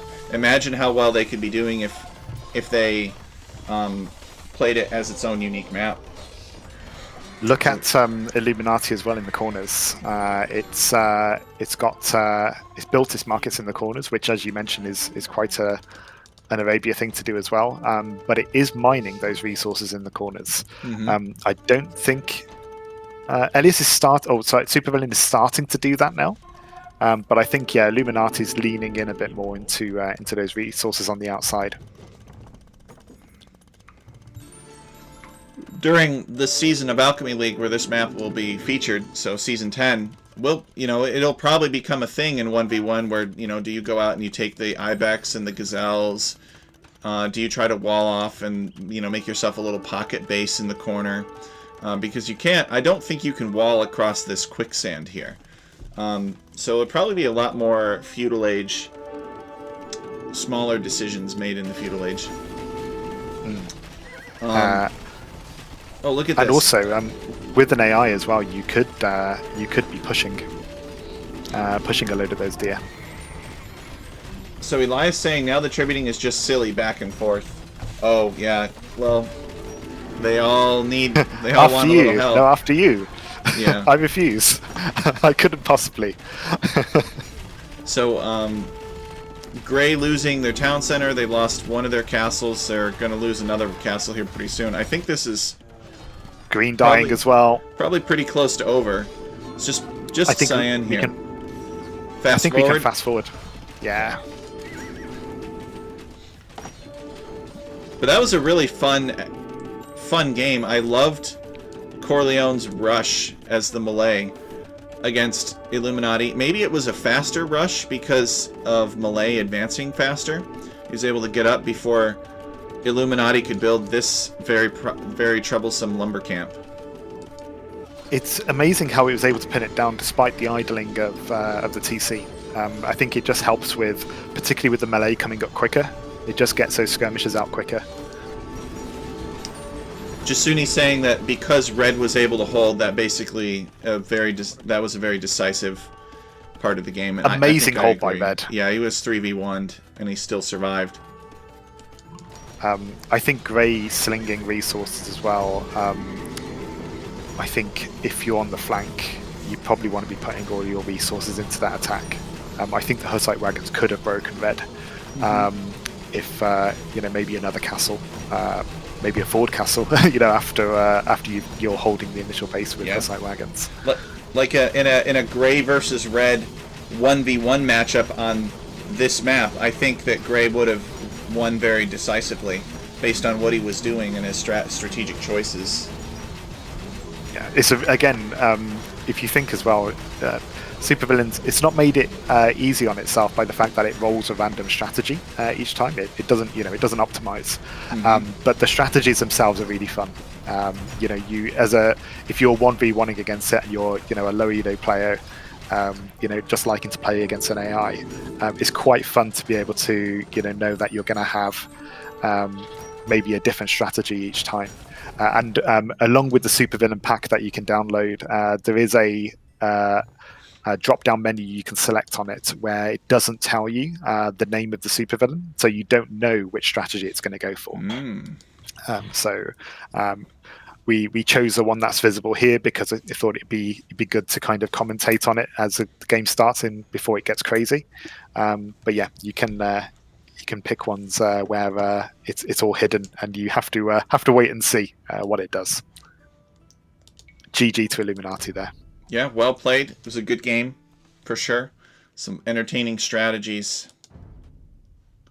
Okay, so the next one is Crater of Doom. Crater of Doom. I love the visuals on this map, by the way. This is a 1v1. I'm loading into this replay now. So we have Illuminati up by 3 games.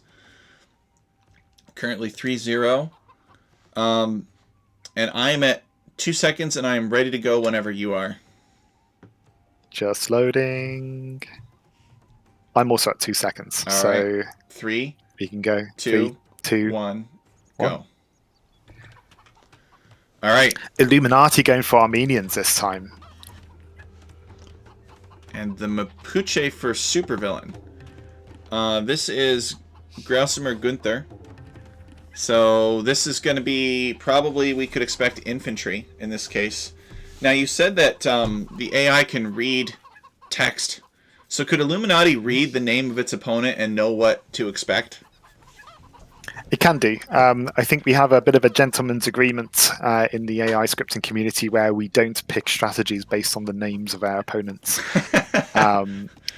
So it has come up in discussion before, and we don't do it. But there is potentially an argument for it, right? Like, if you think about professional players and, someone knows they're going up against a Viper compared to Leary, then they might play differently knowing that.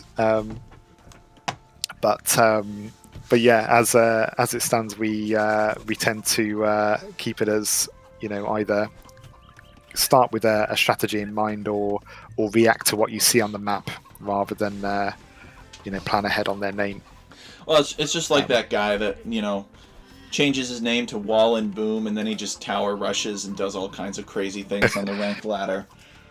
Part of the mind games. Well, you could also, I mean, if you were cheeky with the AI, right, you could even have it so it taunts, it sends a message about what its strategy is going to be, but it lies about it. For I'm going scouts. Oops, my bad. So, which I think that kind of thing actually some people might do as a bit of a laugh, but yeah, we won't adapt our strategy based on the AI we're facing. So, Crater of Doom was made by Jasuki for Alchemy League Season 10. Actually, it wasn't made for it. It was made before it, and then he adapted it for Alchemy League Season 10. It's basically a giant volcano. Big round hill, stratovolcano, if you will. The caldera, looking for the word, has been filled with some water from rainfall and formed a lake, and some oysters have been carried by birds and settled this lake. So there are some oysters in the center of that caldera that you can take their pearls for gold, and there is a wood line around the outside of where the players start, and you could chop through, but the thickness of this wood line is random, so you can't necessarily depend on it being, I don't know, 6 tiles thick, however thick it is now. It could be thinner. And it could be a lot easier to chop through. But in this particular generation, I think Illuminati is kind of pinned, right? This might benefit the Supervillian in the sense that this is essentially resizing the map, if you will, making a smaller map which favors aggression. So this could be why Elias picked this map. I assume he picked this map anyway. It's 1v1 on this map, or maybe he did indeed. Yeah, he picked it, and it was Aleph who chose for these to be unique picks. Some interesting challenges here for the AIs. You're already seeing Supervillian use settlements for the chickens. So chickens was going to be the first observation. Scripters will make a decision of whether, at least in Arabia settings, whether chickens are worth long distance gathering or whether you drop a mill or settlement. We've had the new civs placed recently, and what we do with settlements has also been a bit of a puzzle in the sense of, do you place them manually so that you can put them between multiple resources? Because if you want to do that and optimize, you've got to do manual placement for it.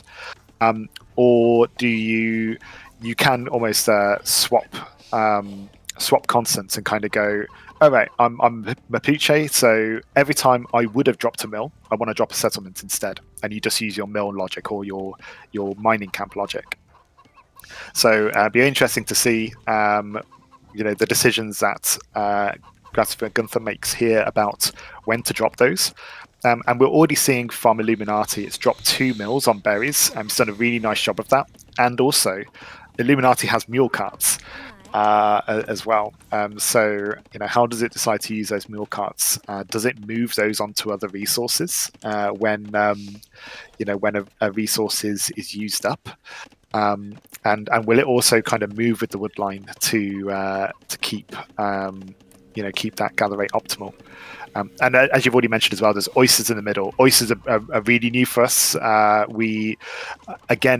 I'm not quite sure what the default behavior is for oysters. I think some things need to be slightly tweaked for fishing ships and villagers to gather from them.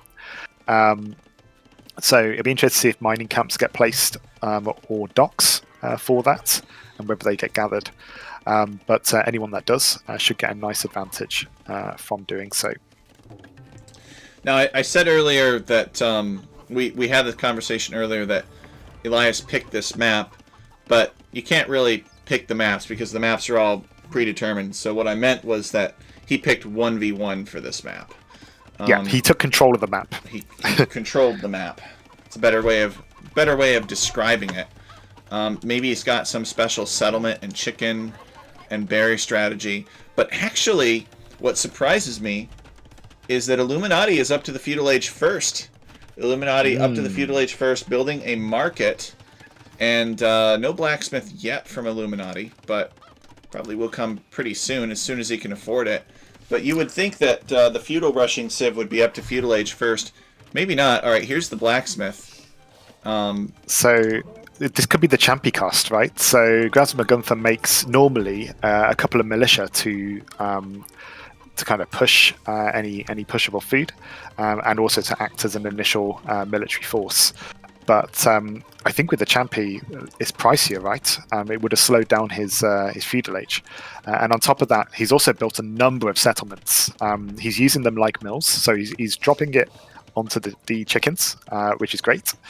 But again, those settlements cost more, right? So Illuminati might have a bit of an advantage there by having cheaper mills. Mm-hmm.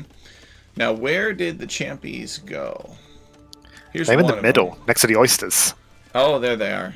So what are they waiting for? You just got champy runners to upgrade them. So now these are champy runners with 5 attack. All right, that's a little bit scarier than having 3 attack. And he's scouting. The production's a bit weird. It's quite slow, like one champy at a time here. He's looking for... He found the gold. He has not found the wood yet. He's going to find the stone. Both AIs have built towers over the oysters as well. They're covering that middle part. And I think in order for Grausimer Gunther to win, he's gotta go around these towers. Just accept the towers and go and hit the wood line or something that's more vulnerable. And they should have some decent pierce armor, these champion runners, so they should be able to go around it. I think that Grausimer Gunther is suffering here from the champion F. I think the cost of the upgrade cost. It also missed a rhino. I'm just looking at it now. It's only just pulling in one of the rhinos. Oh. But I think the production time of Champy as well isn't getting military out as quickly as Gunther would normally do. And it's buying Illuminati time. Illuminati is clicked up to the castle age. There it is. Grausimer Gunther here. With somewhat of an anemic Champy rush. It could just be the Champy nerf. It could be that there was something about the map that just messed it up a little bit. It didn't find the rhino until later. Elias, it could be scouting, right? So normally what a lot of AIs will do when they're scouting is they'll scout in a ring. But given where you've got the ring of trees here, if one of those scouting points was beyond those trees, the scout won't go there because it can't path there, even if it's fully undiscovered yet. So what you'll find is you'll get your scouts kind of skipping part of its scouting route because it believes part of that scouting route is inaccessible.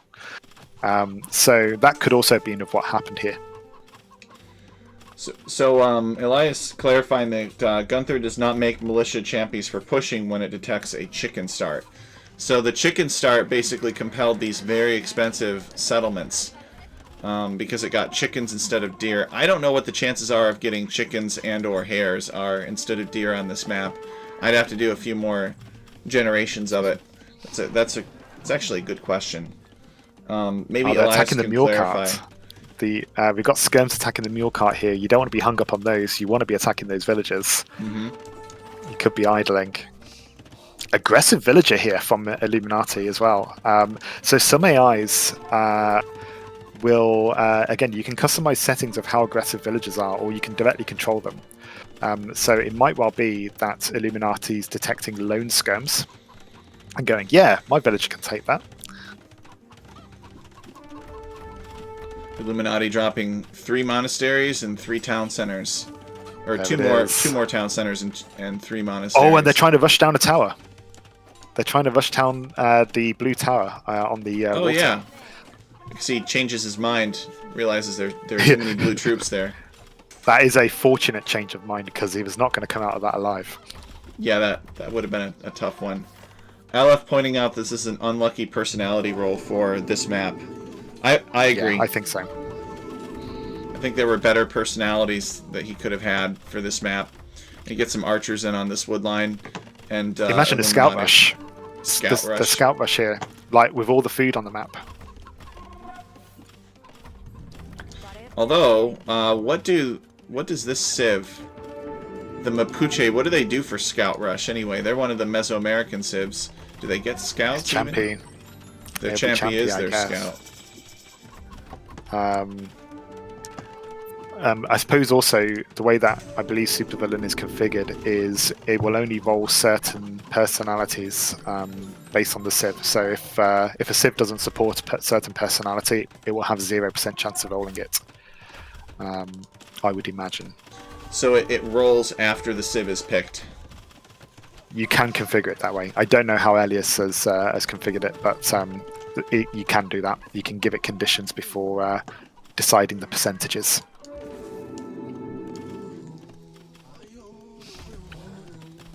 Scores are pretty close at the moment. Mm-hmm. There is a bit of a surround from the Supervillian.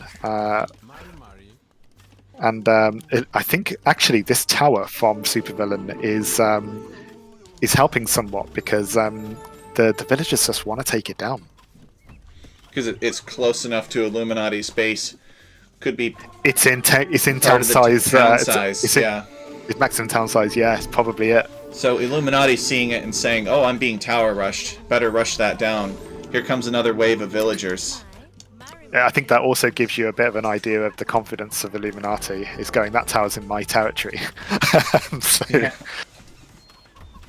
Oh, that castle could be lethal though. If those villagers keep going for that tower, and there's a castle defending it, that could just churn through those villagers.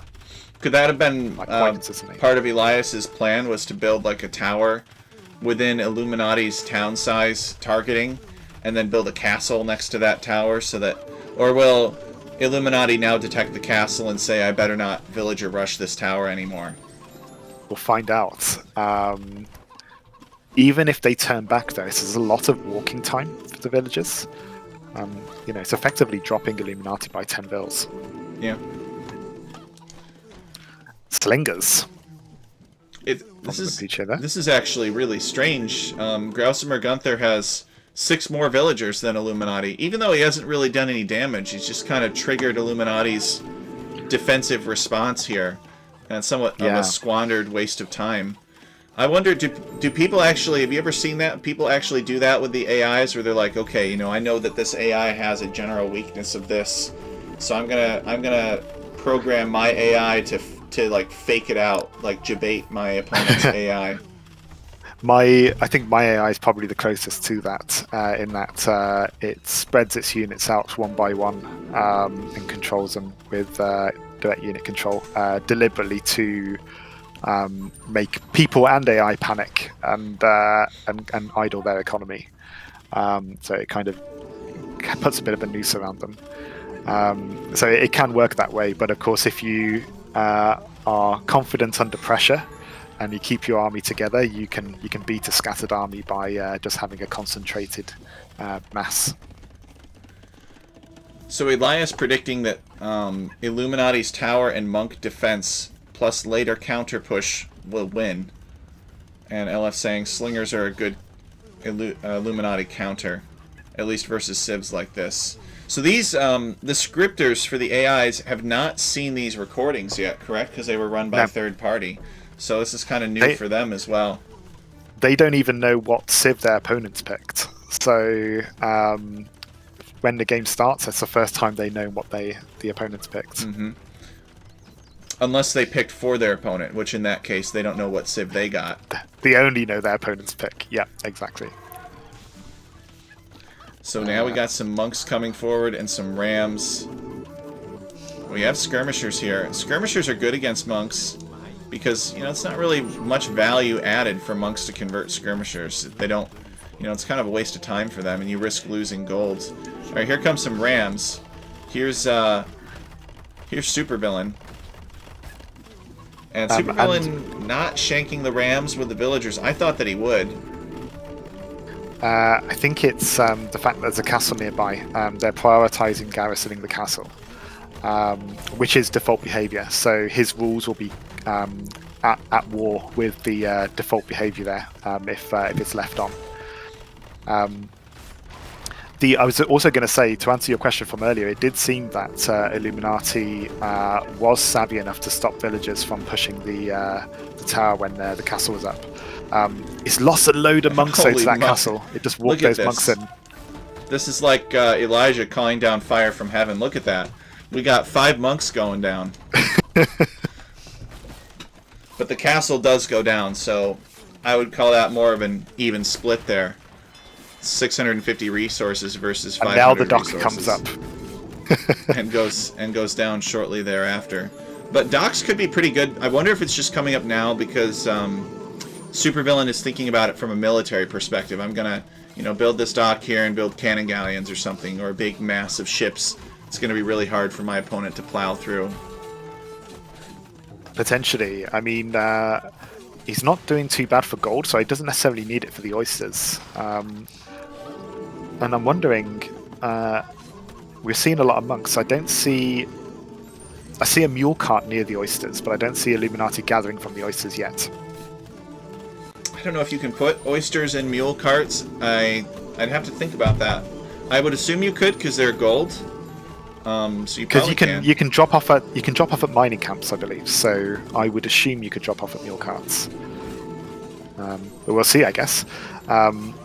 I did also see one of the rams being repaired by a villager. Again, default behavior, but he's got it switched on, so that's nice. Yep. This is actually shaping up to being surprisingly close here. Many conversions on both sides. So Mapuche monks converting Armenian monks. And I'm intrigued here.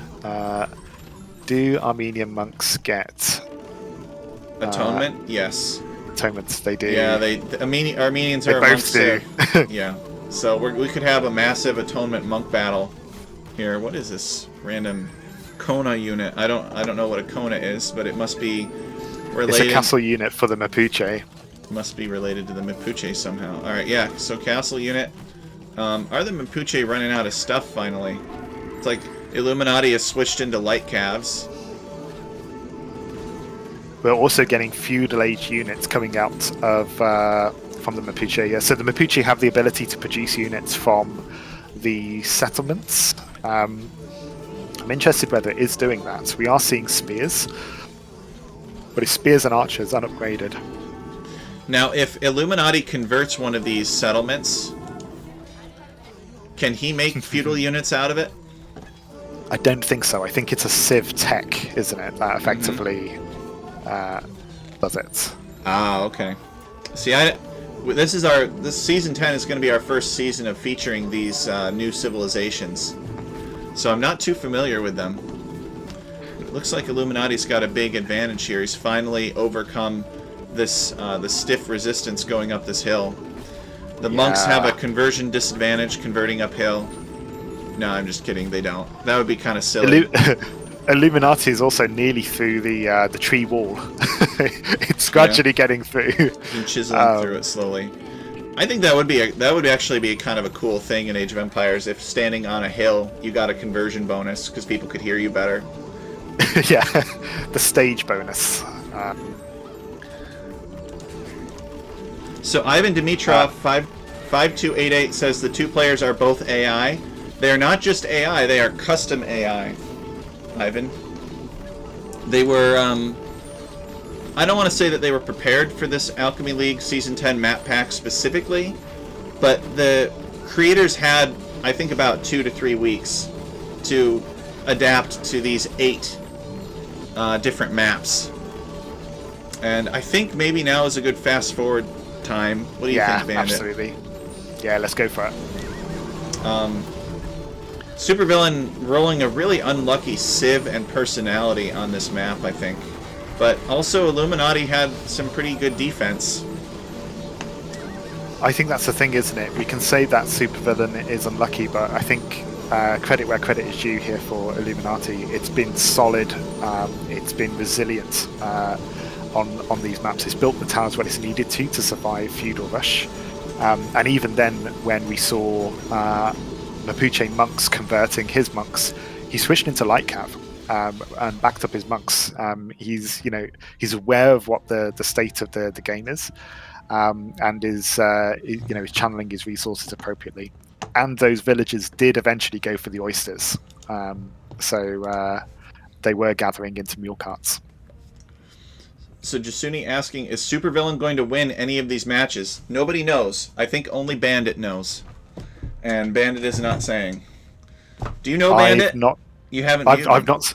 All right. I've not seen them. We don't know. We had some independent third parties run the matches, and we told them to stay away, or rather to stay quiet. So we don't actually know what the result is going to be. Not even the creators in chat know. A big thank you to Randy, Leaf, and Wattle for running those games, by the way. Yes. To give us the privilege of being able to cast them live. So now, many thanks to the folks that ran the games for us. We're going to go to immigration. Let's see. Conflagration, Cubu. Here we go. Immigration. It's the very first one. And this is a 3v3. Okay, so I feel like I should add in a disclaimer here for the map scripter of immigration, because I know this will be a demo of your map. AIs find migration probably one of the most difficult things to do in terms of map awareness. There's a couple of ways that AIs can detect when things are on other islands. First of all, it is possible for them to get a coordinates of something, and which zone that piece of or that coordinate is on. So if you created a landmass out of a number of zones, that's potentially a way. But if you've made it using loads and loads of zones, it's not a reliable way of extracting that. There's also data to detect if a target is on your starting continent, and I'll be honest, I don't fully know how how the AI decides whether something's on its starting continent or not, but that has been something I've used to transport units from Team Islands before. And then finally, you have something which is called up path distance, which it will produce a number, a distance of how, so not a direct distance, but how long it takes to path. And if something is inaccessible, it will give a specific number. But up find path distance is a very performance heavy command, and can cripple your frame rates if it's used too much. And then on top of that, once you've detected things on other islands, you then have to do your transport ship control manually. Default commands do not allow for it. Migration is a big ask, particularly with the time frame that they had. But we do have a game with it running. But this is probably going to be the most chaotic, I would imagine, of it, because we've got a very small starting island, and we've got AIs that previously have not migrated. And we'll see how they flounder with this. So to catching up on chat a little bit while we enable the game, I'm on 3 seconds, and I'm ready whenever you are, Bandit. Same here, ready to go in 3, 2, 1. Go. All right. So just to make sure you guys, Bandit gave a very detailed explanation of why AIs struggle on migration style maps. So I think it's important to underscore that, this is a really tough map, and it's no fault of the map creator or anything like that. We technically have a requirement that the map is playable by standard AoE2 artificial intelligences, but what does playable mean? It's not really defined. So, the map maker could look at that and say, the AI doesn't have to migrate. They can just, fight it out on this small island, and whichever one wins, wins, and they played the map. So it's definitely one of the bigger challenges on maps like these. So if we see these AIs do something that's crazy, if we see them resign early, if we see them get into a stalemate, it's not a reflection of them. It's not a reflection of the map creator. It just is what it is sometimes. It's just a tough one. And for the scripters here as well, I will add that I had to run this a couple of times because on top of the complications that happen with that as well, there is something weird about how AIs interact with this map, and I'll come back once we find out what that is, but it actually causes game crashes. So we've had a number of attempts to try and identify what that cause is. It's not necessarily a particular rule by a scripter. It's just something how the way the engine's interacting with both the AI and something on this map. That there's a high likelihood of it just crashing after 40, 50 minutes. This recording, I can confirm, does not have a crash in it. We got to the end on this one. Yeah. So we're all good. Really appreciate the team rerunning this one a couple of times to make sure that we could get a good solid game to show you guys today, and then count that toward the result of the show match. So I'm going to catch up on chat now, as promised. Is Cruzini part of Alchemy League? You should send him a message and tell him that he should be part of it. I've tried. I've invited Cruzini in the past. We would. Thing is, it doesn't really make sense for somebody like Cruzini to submit maps to Alchemy League because, we're all about like rules and specifications and inspections, and like it's all this very thorough process. But what our map makers get, and I think Emigration is kind of a good example of that, right? The map maker for Emigration did everything that was required of them on paper, on our black and white paper that says if you do all of these things, your map will be featured in Alchemy League. And if we feature your map, but then there's something wrong, it doesn't work quite right, it is our fault for not anticipating that and then telling you what we needed so that you could design that challenge or that problem out. And I know that sounds all really great theoretically and stuff like that, and it has worked quite well for Alchemy League because most of our map makers most of them are, they start out as relatively unknown folks.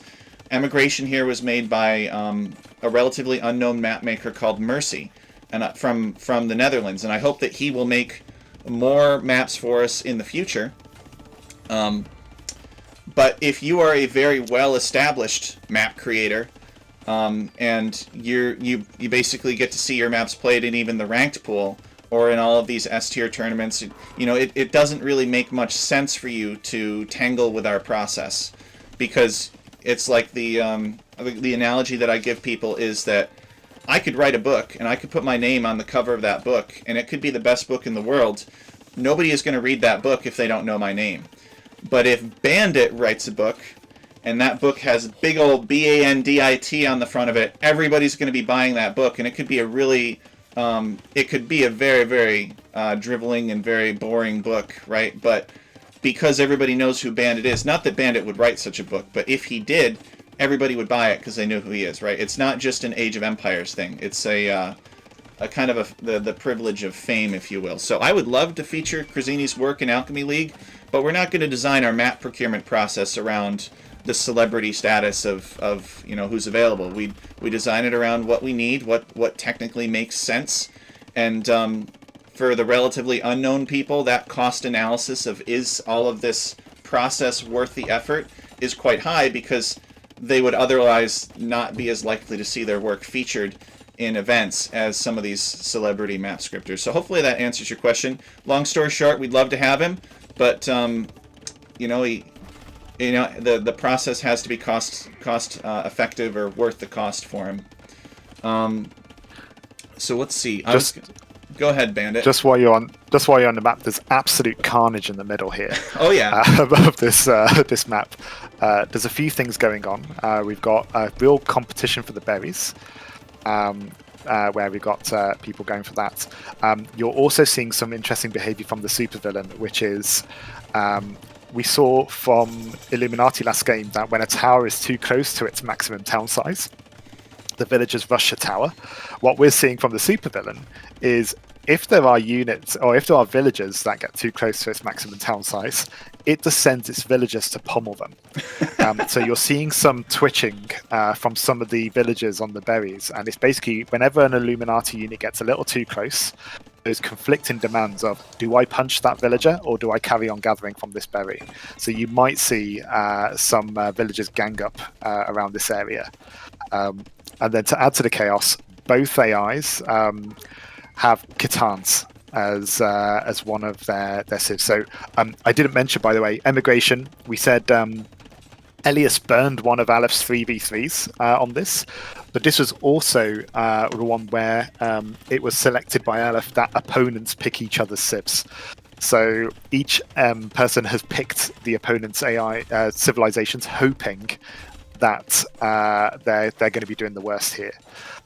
So both have picked Catans because Catans have pastures, and a load of us had to completely rewrite our farming code to account for pastures, because it's given that you have 2 villagers working on a pasture, that impacts your numbers. And on top of that, just little things like when you're farming from a farm, you target the farm. Whereas when you're farming from a pasture, you don't target the pasture, you target the animals that are within the pasture. So you've also got a whole bit of complicated logic to go, which animals have been targeted, which ones have villagers assigned to them already. Pastures have been horrible to manually code for, but it looks like both AIs have done it. And so, you've got all of these complications going on, combined with the fact that everyone's in each other's town sites. So the engine's also going like, get these villagers out and attack. Now, there is one thing that the supervillain has going for him, and he's managed to find this stone, which is situated about halfway between their towns. We did talk to the map maker about this, and the map maker was like, yeah, usually this stone is pretty close to being halfway between towns. So Supervillain found it first, and he has towered it, and he's actually denied one of Illuminati's woodlines here for purple. In fact, purple doesn't have another woodline. It's a really good tower. So let me see if I can catch up on chat here. Elias says I was going to be satisfied with 3 wins. Now I will accept just one. Oh, we'll see. I mean, anything can happen. I mean, this map is kind of playing out like it's a 1v1, right? I mean, they're contesting the same amount of space that a 1v1 would contest.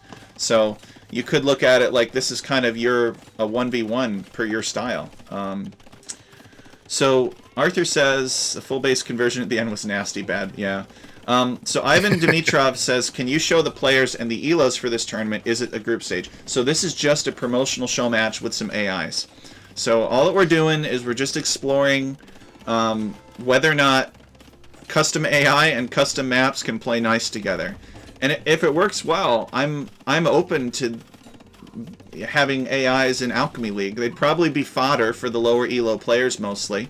They'd probably be between 800 and 1100, and they'd probably get beaten by the players all the time.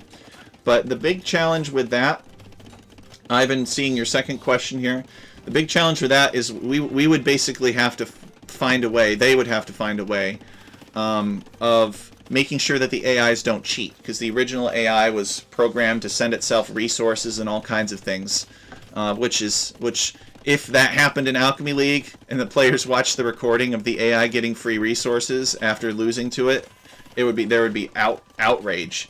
So, but I think that it can be done. I think that there is a way to design the AIs, or to have a system for making AIs off of the creator's inputs that makes sure that they don't cheat. And I think that the key to that is a public communal compiler that basically turns somebody's vision within the range of legal options into a list of instructions or a script for submission to a competition. And just to clarify as well, though, those points of cheating, they're the things like resources being sent are super easy to pick up. There's a single command you can look for. There's more subtle things which are cheating in some contexts, but actually workarounds for the engine to get real behavior in others. So to give an example, in order to count trade carts, you temporarily have to put trade carts in a box where, in theory, an AI could control them. And you use this to count an enemy trade cart and know its location, so you can attack it, but then you remove it from the box so you never actually control it. But if someone accidentally left that in, same with also sheep scouting. If you capture an enemy sheep, an AI technically can still control the sheep after it's been converted by an enemy, unless it does a particular check to kind of relinquish control. So there's little bits like that which are much more subtle, and normally are done accidentally rather than intentionally. But that is, that's kind of some of the power of AI scripting. And you don't want to lock it down, because you can do some really cool effects. You could, in theory, create an AI, I don't know, where if you wanted to create some sort of scenario where all of the enemy boars on the map turn against you because you're against some sort of, I don't know, druid or something like that, then you could, in theory, tweak things around so that suddenly, the boars become a military unit. And that's all can be done with scripting. So you want to kind of keep that for creativity. But yeah, you need a way to check for it in competitive scenarios. I would advise for this game, because we're kind of a little cramped here. Not necessarily going on maximum speed, but maybe bumping up the speed to fast. Sure, let's do it. You ready? 3, 2, 1, go. All right, I'm on fast now. Bandit, they want to know where they can buy your book. Yeah, I was going to say, I need to write one now, don't I? Sorry about that.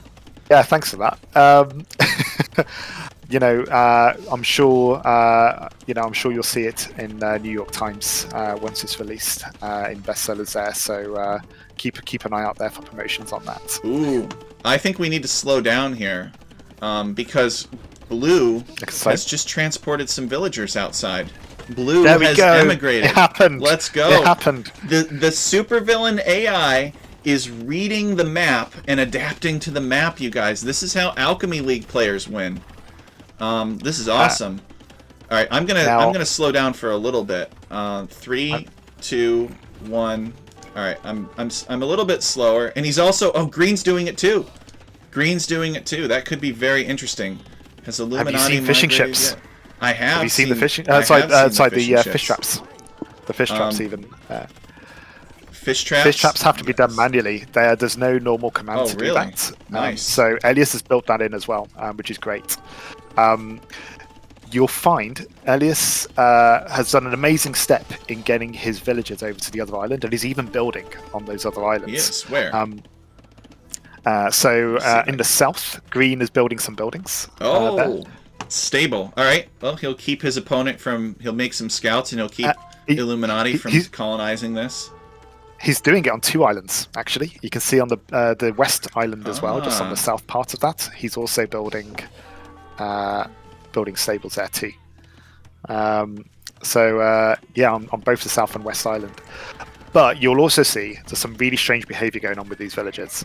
And that's because Elias has done the amazing first thing of actually getting the units across, which is great. That is a big step. But because of the way the game engine works, everything centers around that starting TC and the radius around it. Mm-hmm. So villagers are trying to drop units back off to the starting TC. Their default engine commands will point them towards resources close to that TC. So in order to kind of do this effectively now, what Elias's next step is, he needs to manually control his villagers for everything. He needs to identify which ones are on a different island, what drop sites are on those islands, and whether he needs to build things on them.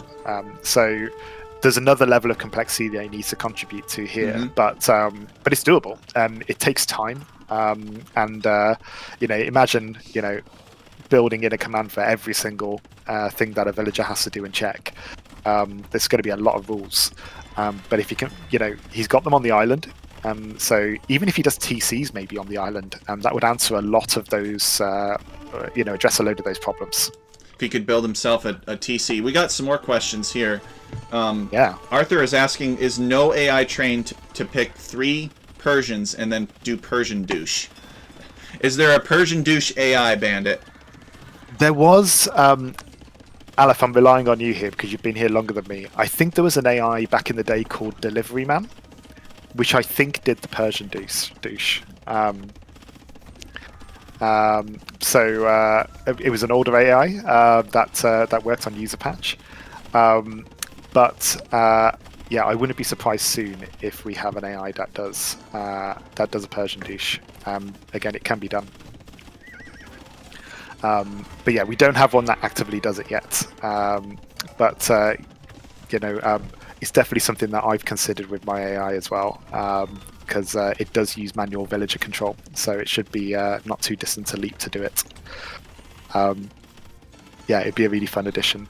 We do have AIs that tower rush. So the Night Panda in the chat, he made an AI in 3 hours as part of a script off challenge, which is a tower rush AI, which just does it really, really well. And later in the tournament was able to beat Barbarian 4-0. Anyone who's seen the AI Barbarian made by the player, the Max.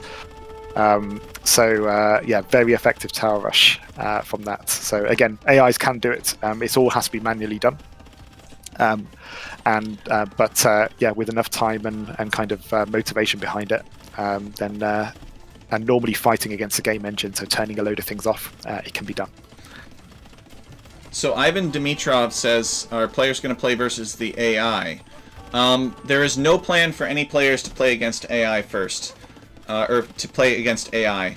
First, the AI scripting community would have to come up with a method of procuring competition certified maps, or not maps, AIs essentially. They would need some process to make sure, and it'll probably be some kind of external builder that they use, but it's really up to them about how to do it, where they all can review and agree, okay, this process is acceptable for making AIs that aren't going to cheat, that are compatible with players. And then we would for Alchemy League enroll AIs in the league alongside human players. The creator would have to be available at the same time the match is played, just to offer support, and the AIs would have to play ineligible for prize at first. But I'm open to it, and I think it would be a really cool thing if that could happen. But that it's not in the works yet, because it would be a pretty big task. You know, they have to basically figure out how to make AIs that are certified non-cheating, essentially. I know it's a Showmatch. Just wanted to see the players who signed up. If you want to see the players who signed up, you should be able to go to the website that's linked in this video's description, and you can click on it, and there's a view signups button, so you can see we've got players all the way from 1K to 2K6 for Alchemy League Season 10. You were going to add something, Bandit? I was just going to say, if you're thinking less in the terms of tournaments and you're just curious about what these AIs are like against humans, the AIs that you're seeing here, and in fact all of the ones in our community, are publicly available. These AIs have been uploaded to our forum page. I don't know if any of the AI scripters can post that link in the chat. But anyone is able to download it, download them, add them to your AI folder, and run a game. So if you're curious, or you want to kind of give a measure of, how they might compare to yourself or a friend, then download it and give it a try. And both of these AIs can now play any civ. So the settings for them are quite user friendly. You don't have to be careful about what you're picking, otherwise it will crash, that kind of thing. They should just work. Look at this. Green has figured out how to take resources on the outside. Look at that. That's why Green's score is so good. He's the Khitans, and he's built 2 mining camps on the outside. One for gold and one for stone. And he's got a really compelling scout rush here, but there's nobody to scout rush on the outside. He's getting there. I think the other thing as well that's happening is he's trading on the land. So maybe not a read of the map that you would have anticipated, but I think also Elias maybe has gone, I'm aware that I might get trapped on this island with no gold, so I'm just gonna put trade carts in, even if I'm in feudal age, because that will give me some gold income if the migration fails. So I think Elias has thought on this on 2 fronts. So Ivan Dimitrov says, don't think top players would play AI in a tournament. Would they? Well, they would only play it if the AI got up that far. Aleph is skeptical, and I tend to agree, at least at first, if we did have AIs in Alchemy League, they would probably be between 800 and 1,000, maybe 800 and 1,100 elo. So they would never rise through our ranking system in a way where they would be able to compete against our best players. So it's very unlikely that they would affect the outcome of the league, and where the vast majority of the league prize winnings go. So they're kind of just there. They would just sort of be there as fodder for the newer players that wanted to play an Alchemy League, but didn't want to get stuck against 1,400 or 1,500 players, which is kind of what happens now. I mean, it gets better with more and more human players, but it's still not perfect. I'd recommend a speed up on this, by the way. Yeah, I think I was about to suggest that, actually. I think we're ready to speed up again. We just slowed down because we wanted to show that Supervillian has figured out how to migrate and even take some resource. Oh, a blue lumber camp. All right, I'm ready to speed up in 3, 2, 1, go. All right, so I'm on speed 2, and so we've answered some. I think we caught up with most of the questions. Irana's trade route is very sad, but the markets can be useful when starting island runs out of wood. That's true. Illuminati, I think, is almost out of wood here. Maybe it's trying to take wood down at this lumber camp, but there's a tower in the way, so it can't really. Cyan has enough stone for a castle. That's true, but he hasn't built it. He mined this stone here because he found it, and he hasn't. He's waiting built it. for space, but if one of these pastures goes down, maybe a castle placement. We'll see a castle placement around here, because a castle on the middle island is going to. It's just going to wreck Illuminati, isn't it? I am seeing houses immediately being built in that area, though, so that may not happen. Blue deciding to build some houses on this outer island here, so it looks like he's, that's going to give him some well-needed population space. For me, Blue's trying to build a castle. They're trying to build it on the South Island. It's skipping all over the place. The reason the skipping is happening is because normally an AI will send a few villagers to try and build a castle, and if any of those villagers get hurt on the way, then the foundation will be cancelled. So probably, given that everyone's in such close quarters, the villagers being selected to build are kind of catching TC fire or tower fire or something. Oh yes, I see a castle foundation being placed and then cancelled. Are you on speed 2 or speed 3? Speed 2. Okay, I'm on speed 2 as well. I'm on 54 minutes. I'm a bit ahead of you. I'm 6 minutes ahead. I'll pause for me. Well, your speed 2 is faster than my speed 2, probably, because your computer's faster than mine. So I've turned on speed 3, and I'll periodically advertise when I'll let you know when I get to the 60-minute mark, and we'll see how close we are. Maybe my speed 2 my speed 3 is equivalent to your speed 2. I don't know. It will automatically cancel if no vill can reach it, says Aleph. The Night Panda says the best AIs can play up to a human level around 1,200 in ideal circumstances, sometimes even higher, but that is providing the humans don't abuse their weaknesses, which, oh yeah, they definitely will. Yeah, they would. I mean, it's... But, having the opportunity to routinely play against humans, it could be a really great learning opportunity for scripters, especially because if the AI got to that point where you guys did have like a compiler that you all worked on that made that were the only available commands in that compiler that you could give the AIs were all like legal non-cheating commands, and you guys would have to determine how to do that. But assuming that you could ever get to that stage, the whole point of compilers is to make very complex stuff with like a simple overview of what you're looking for. And so you'd be able to theoretically adapt to that at a high level. And, it's very possible that an AI could... Oh yeah, the scout landing here. It's very possible that the AI could maybe adapt to that cheese and get like better and better and better with routine practice against what that cheese is. The Night Panda says, however, on maps like these, I doubt any AI are better than 1,000 elo. Hard stuck 0 elo on the immigration ladder. Well, I mean, yeah, there'd be a lot of variety for sure.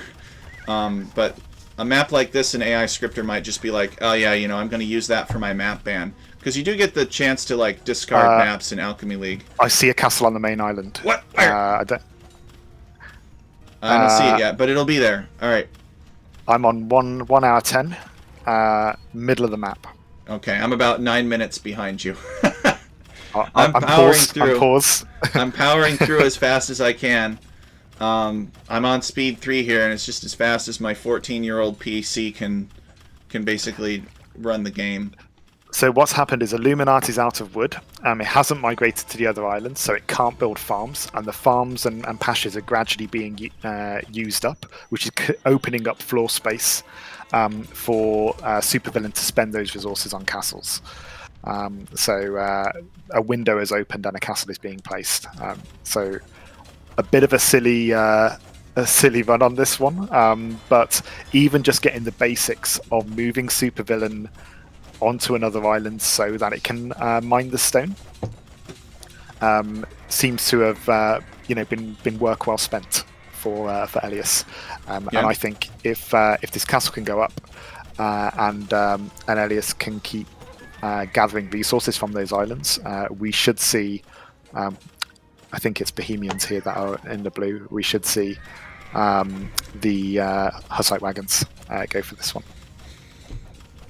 Yeah, I agree. I think Elias spent some time getting his AI to migrate here, and it's going to pay off handsomely.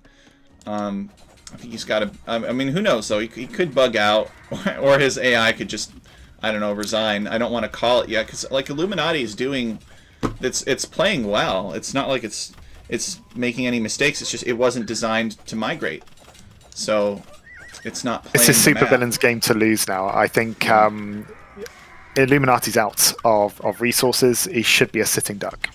But it's uncommon that you see Supervillian be the one that wins a booming game here. Supervillian's going to win because it has more resources than Illuminati, which is not usually the case. Usually it from what I'm told, it wins because it rushes Illuminati and denies resources, but not because it has bigger economies and more space and that sort of thing. Yeah. Even Aleph, in a very sportsman comment, says it's good to see the migration scouting pay off for Elias, or scripting pay off for Elias. Yes. So I'm not even at 1 hour 10 yet. My game's slowing down. As well. I'm trying to catch up, Bandit. But yeah, it looks like Illuminati's just completely out of resources, just kind of literally a sitting duck, just waiting to be eliminated. I don't know what he could potentially do. I mean, even if Illuminati had the ability to completely clear all of Supervillian's units off of the starting island, Supervillian would still have stuff on the outside. Let's say that situation happened. Let's say that Illuminati rallied and just like villager charged this castle and killed all these villagers while they were building it, and then destroyed the castle foundation, and then destroyed these town centers one at a time, and just completely cleared Supervillian off of the central island. What would happen in a situation like that? Would the AI be smart enough to be like, oh, I need to... Actually, they can't build a wonder. They can't build a wonder because they're not in the Imperial Age. Well, that's tough luck then. I guess it really goes to a stalemate in this time, and we award this win to nobody in that case. So Illuminati is just playing for a stalemate at this point, I guess, hoping that Supervillian doesn't have the wherewithal to finish off the game. The other thing could be as well, again, it's not necessarily a sportsman way to win, but you might some AIs have a resign rule which is based on time. They go, you know what? If the game's gone on for 2 hours, I'll call it there because I'm not going to win it.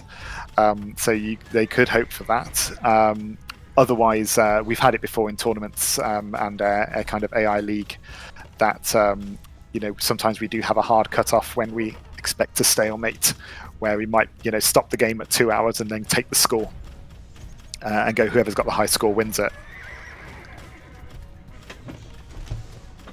And score advantage definitely in favor of Supervillian here.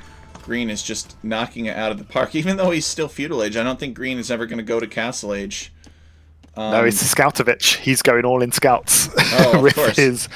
most of them on the other island, I think. But he's gone for it. You'll be pleased to know I've reached the end of the game, so the game does end. Okay. That's good. I'll be right behind you.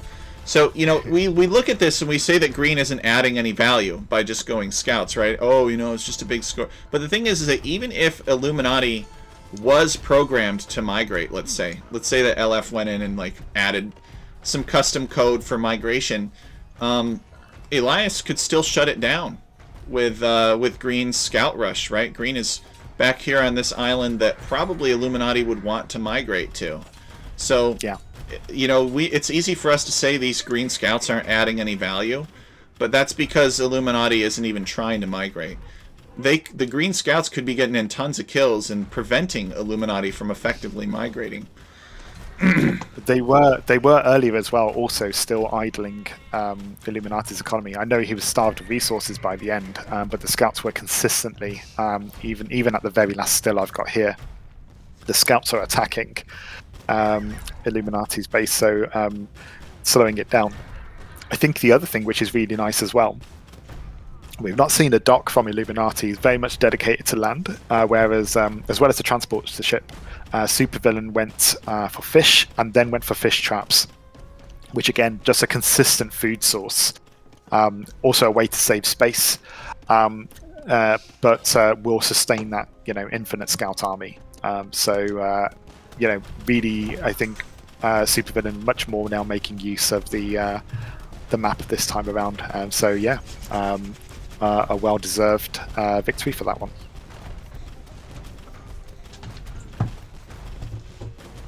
Victory? What are you talking about? We don't know who wins. I think I got a feeling, though. Jasuni's saying he does see some scouts on the central island. That's true.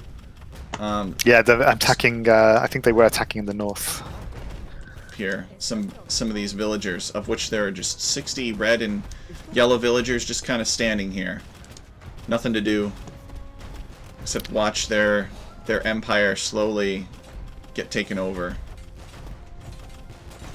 I don't think it'll be too much longer. I think Illuminati will probably call it.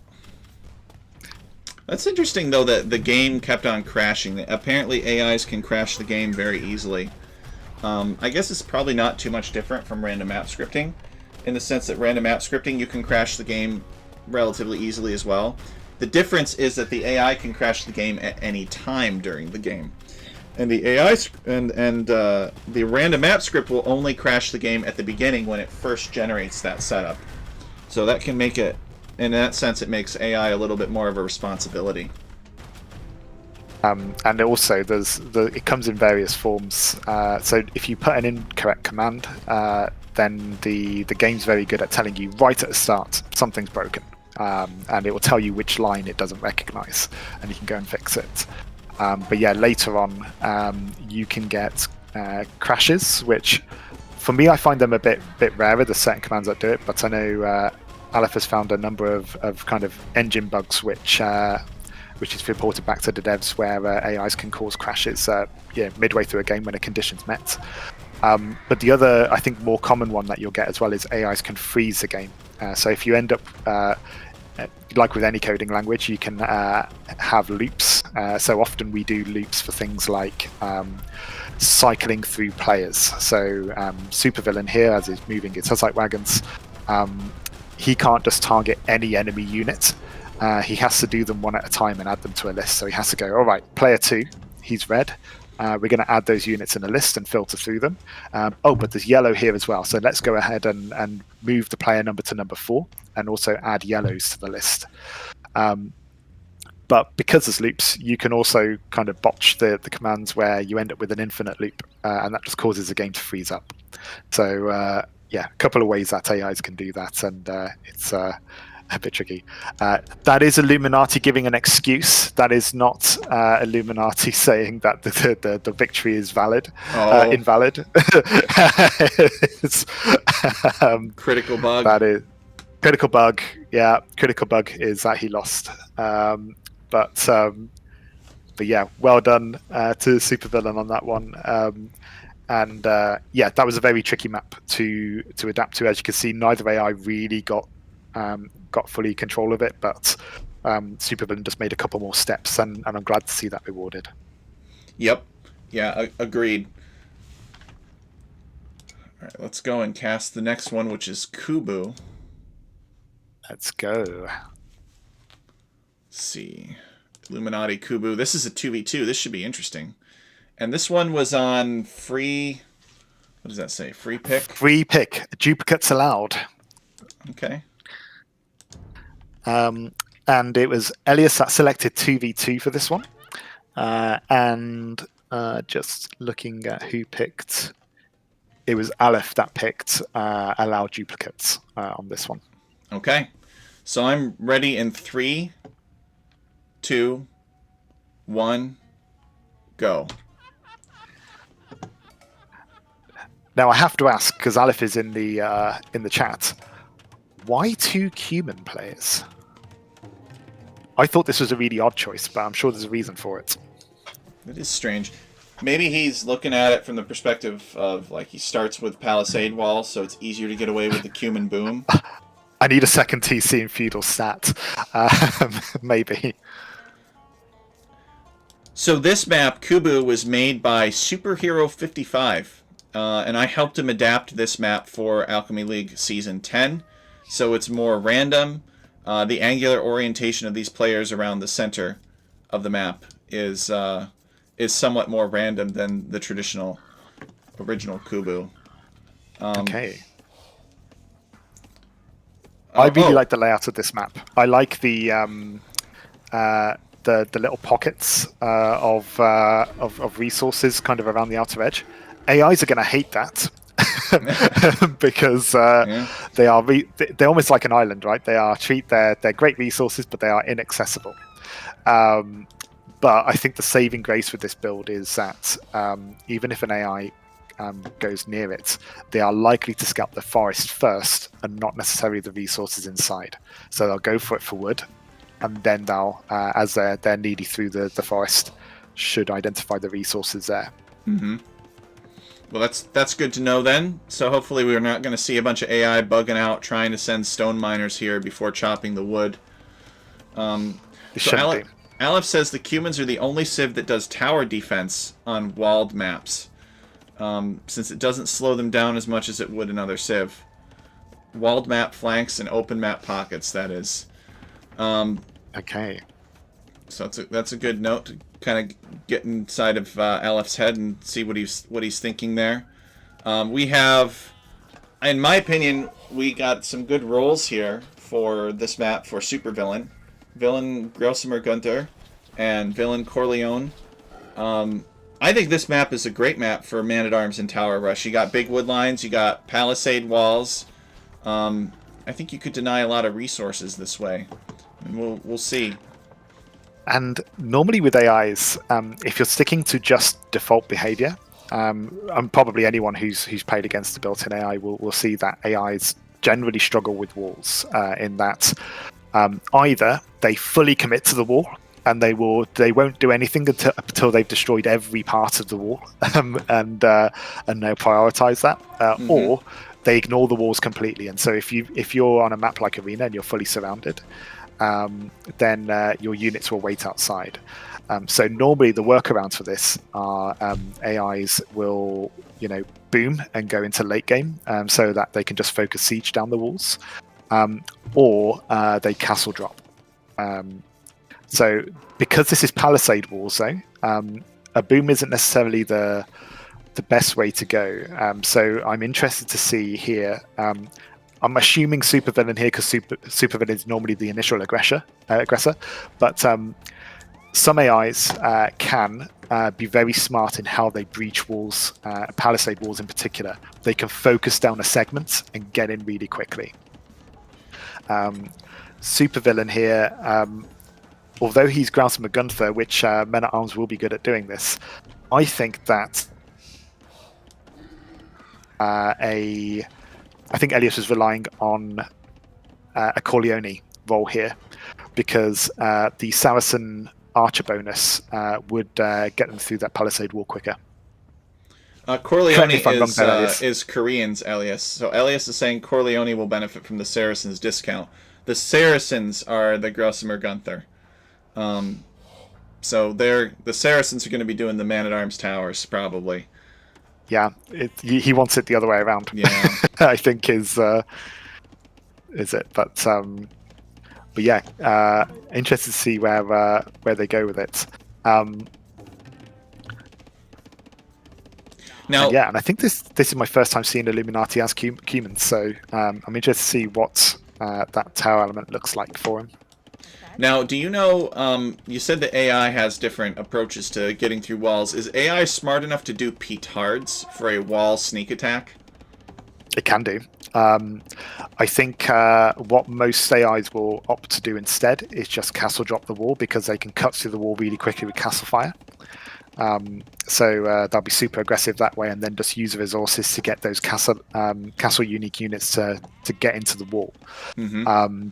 But you absolutely can, and there's an AI. It's quite old now, but it was part of a project by one of our scripters called Matti Burad, who he was using a machine learning algorithm not to control an AI, because the engine doesn't really support it, but he was using a machine learning algorithm to create an AI scripter that would make an AI. So the machine learning algorithm was kind of learning based on the results what it would do, and it did hit a ceiling in the end. But what this AI Alpha is called got figured out to do was it would fast castle, and it found an efficient way of doing that. And it would then stop villager production to support 3 stable knights. And if this happened on arena, it would also train petards to get through the wall quicker. So it kind of figured that part out by itself and took some games off some mid-level AIs from it. So some AIs can do it, and it's interesting that the machine learning one was just loved petards. It's great. Now look at this. Illuminati was being pressured on one of these wall segments, and so he built a tower here. So Supervillian decided to attack from somewhere else. Meanwhile, where'd the Man-at-Arms go? They were having a ceremony around the torch. There's 6 Man-at-Arms here, but they're not attacking. Let's see what the fog of war is. Oh, it's because... Could it be because Blue hasn't scouted any of Yellow's actual units? He just knows that there's a palisade wall here? Potentially, yeah. Well, let's see what Green knows. I mean, Green should know everything that Blue knows, right? I guess Blue Scout is getting closer, so it should detect the wall soon. So Green, with archers, knows to attack walls. Maybe that's because if you have archers or ranged units, it is easier to get through walls with those arrows and lances, because if a villager tries walling behind, you can reach the villager, whereas the Man-at-Arms can't get through. Okay, the Man-at-Arms are attacking, because he decides now is a They good did scout time. it. Okay. And again, those skirmishers and archers would be through if they were sooner, if that was the Saracens' pick. There's a brilliant AI. It only does a single civ, but it's an AI called the Britons. And it took place in a tournament we did, which was based on hideouts. And this AI is smart enough to reinforce walls. So when an enemy is cutting down a palisade wall, it builds behind it and towers behind it. And then it does this absurd longbow micro. That's so annoying. Oh, look at this. But Supervillian found this woodline finally, sending his units over there. There were 2 defensive towers from Illuminati. Illuminati's going to fight off these 2 Man-at-Arms, but he does lose a few villagers, I think. And I think the woodline will get disrupted, which is nice. But yeah, the towers are well placed. Meanwhile, Green is running all around in here with skirmishers, and has heavily disrupted Red's woodline. And I think you alluded to this earlier, where sometimes it's cost effective, even if you have skirmishers that are just like streaming into your opponent's town, and your opponent garrisons their buildings and kills the skirmishers continuously, it's still cost effective because the cost of losing the skirmisher is less than the cost of the resources wasted from your opponent's villagers not working because they were garrisoned in the building shooting at the skirmisher instead, which is kind of wild logic to me. Maybe that's the reason I haven't seen Byzantines yet, is because somebody banned them because they didn't want to deal with all those cheap skirmishers and that trash. So red going to the back lumber camp, which is probably a safe bet.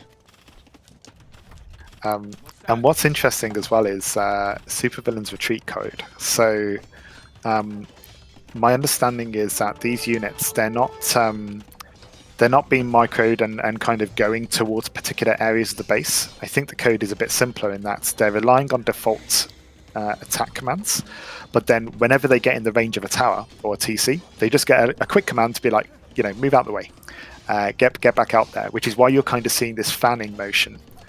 And why they're not particularly moving with purpose to that backward line.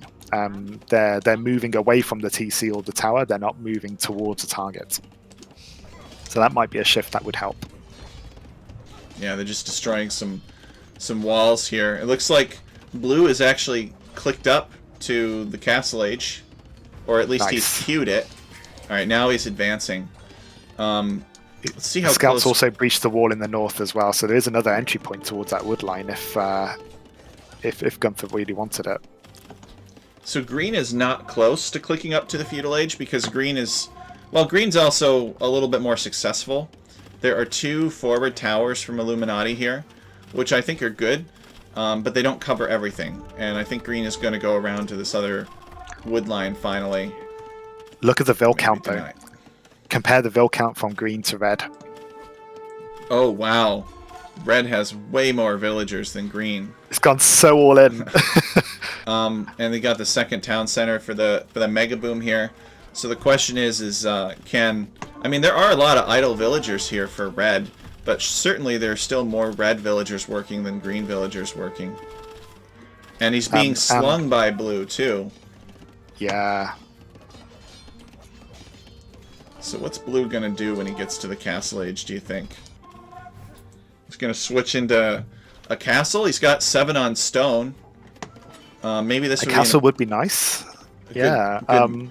Somewhere he's got 7 on stone. I don't know. He's doing a bit of everything. I'm seeing a barracks. I'm seeing a stable. I'm seeing an archery range, which arguably, he might spread his resources quite thin.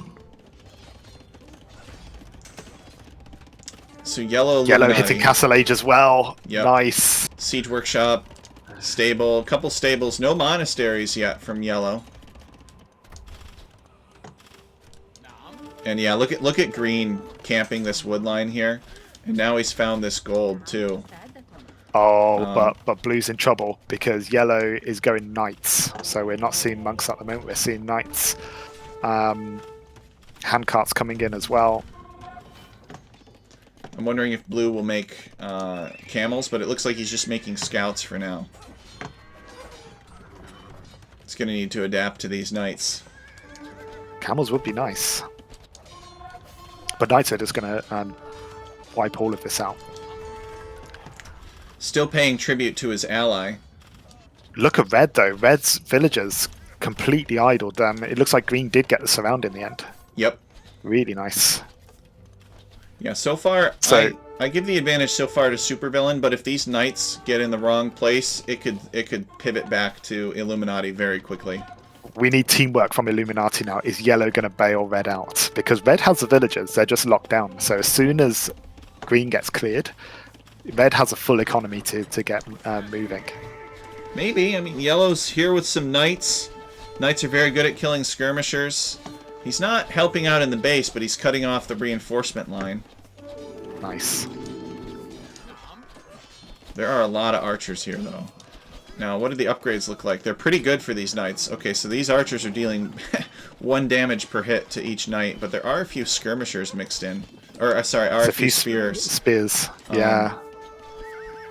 So he could probably absorb some of those knights, but not all. Okay, some knights go to this wood line here. I think that red is sort of getting back to work now. Oh, maybe not. Yellow's leaving. needed elsewhere. Yellow's getting capped ram. Blue, Elias says, blue is kind of doing nothing and everything. I would agree with that. Blue is basically just slinging green.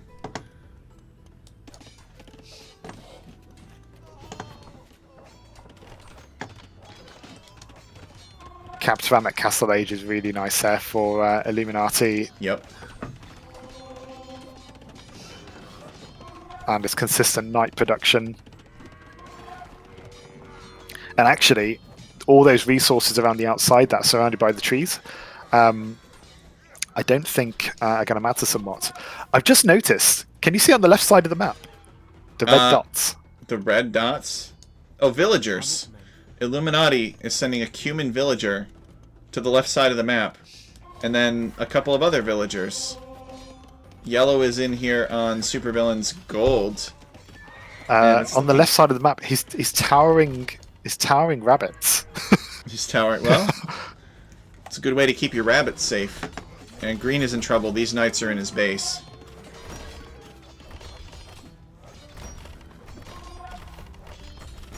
Illuminati is saving for imp. Yellow is, at least. Bug tower placement. Yellow saving for imp. Oh, true. He's got it queued up. That would be pretty scary. Big villager difference between the two of them. Yellow has boomed up to 100 villagers. Red has 92 villagers, and green has 15 villagers.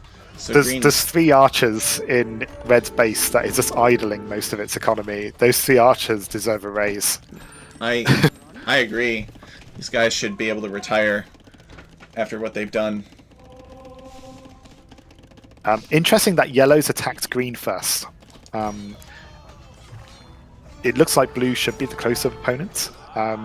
So I don't know what the logic is behind that, but I think it was absolutely the right decision.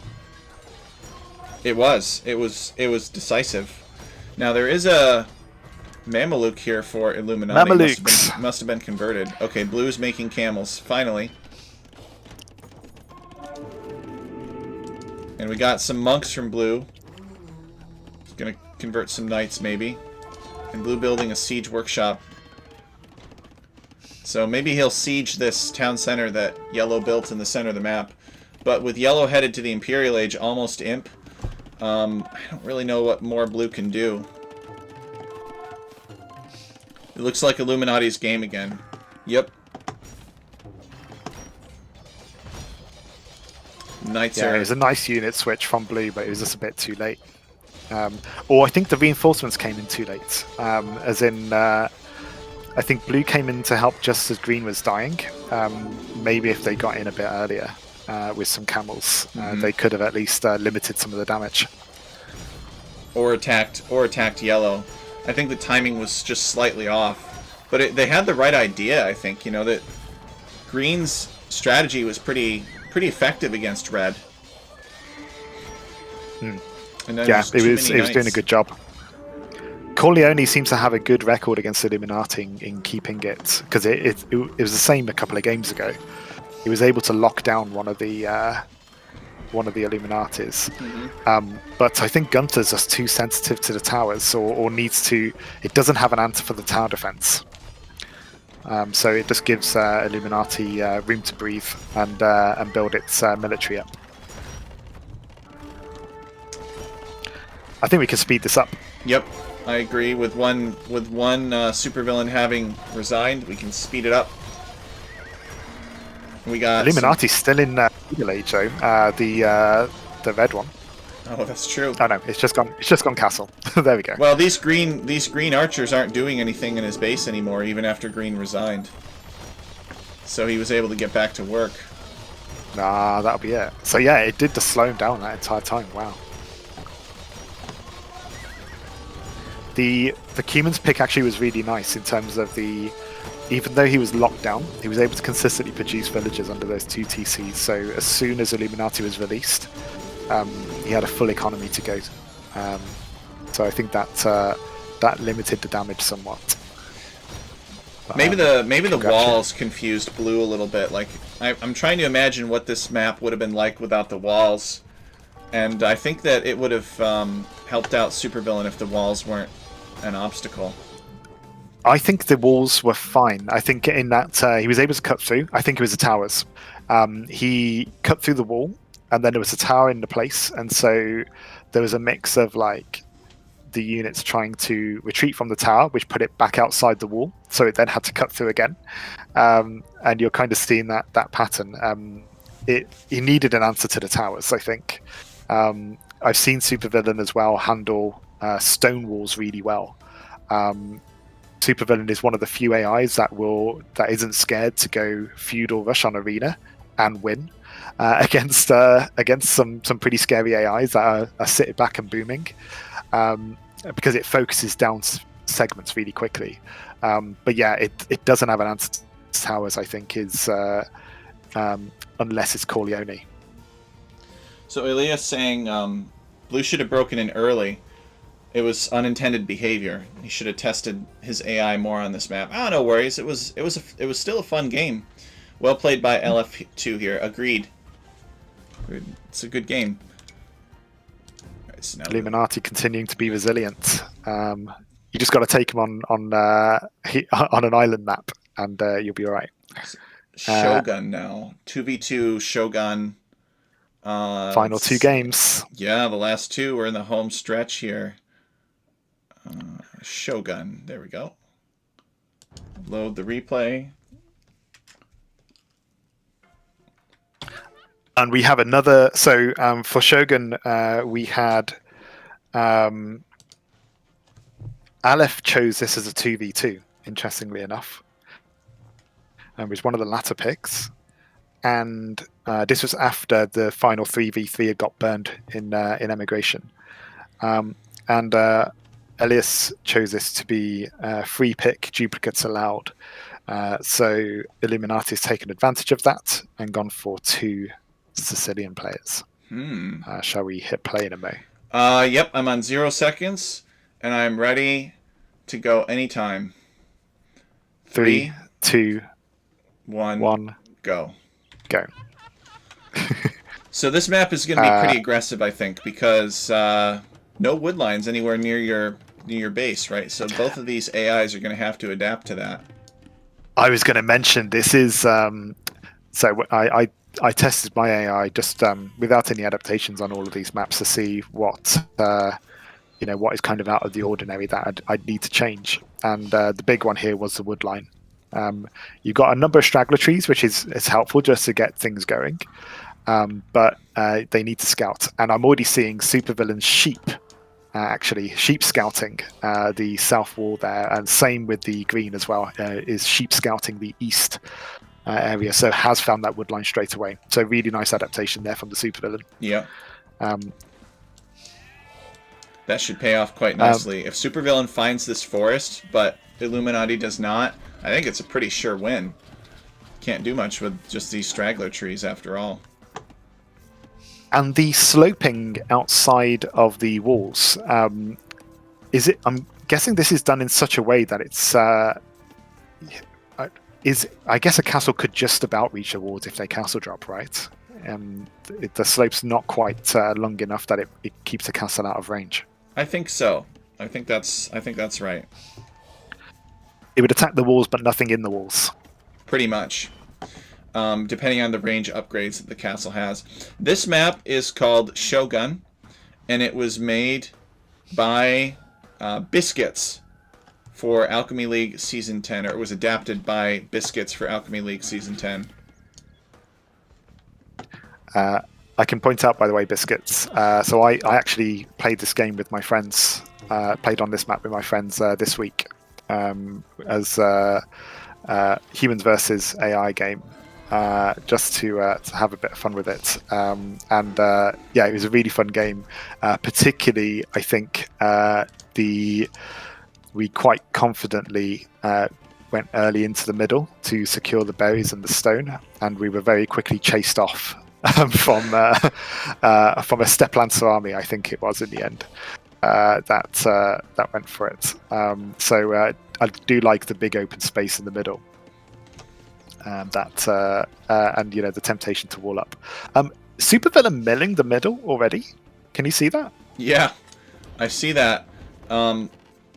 Good scouting. I mean, Yeah. it's yeah. So we got Starko Skotovic or Corleone. So these are some pretty powerful civs. I think that the Scout Rusher is the best form of the supervillain, but Corleone has been really good as well. Especially given this map, where even if Illuminati does find the Outer Wood, maybe these AIs, these supervillain AIs, will be so aggressive that they'll deny that Outer Wood. I think Illuminati's in danger here. Illuminati has found the wood. It's building 2 lumber camps. Yellow's building 2 lumber camps at the same time. Really enthusiastic to get those trees. I think you're right. The other thing to consider is the Hindustanis pick. So supervillain is Hindustanis. But it's not scouts. Oh, supervillain, bad roll again. I was thinking if this was a pick, then Hindustanis would be great for a scout rush because they do the extra damage to walls and buildings. Their scouts do. But it's Corleone, so maybe that's not the case. Jurchens is... it's an interesting pick. I guess it's going to benefit right away from the meat of livestock not expiring. But yeah, I'm interested to see what he goes with that. He'll get faster attacking cavalry units for Jurchens, which might be nice. Archery range going up for Corleone. So Hindustani skirmisher all in charge again. Arthur asking us a question. He says, how does Fog of War work for AIs? Do you have to actively tell them to not cheat and stick to the visible info, or does the game already prevent them from knowing stuff before scripts run? On the most part, the game does this really well. So if same with the wood line here, right? If it wasn't scouted, then you wouldn't be able to build there. Same with seeing enemy units. One thing that AIs can do is they can see the stats screen at any time, or effectively the data that's on the stat screen at any time. So they are able to have an awareness of populations of the players, even if they don't see those players. What they don't have visibility of through the Fog of War is what units you have. It can't. There are cheat commands that allow you to do it, but by default, an AI won't know that you're massing up knights if they're hidden in the Fog of War. They have to be scouted. But yeah, there's a couple of things that can be seen through the Fog of War, mainly population total and military total. But you have to use commands to use it. You can quite easily just, if you don't use the commands, then the AI doesn't act on that information at all. The other thing as well, which is just a pathing thing, I mentioned it in one of the earlier games. If you choose your scouts to go to an area that is inaccessible, even if it's not been discovered yet through the Fog of War, sometimes the scout will behave as if it can't get there, so it won't move forward and scout the area.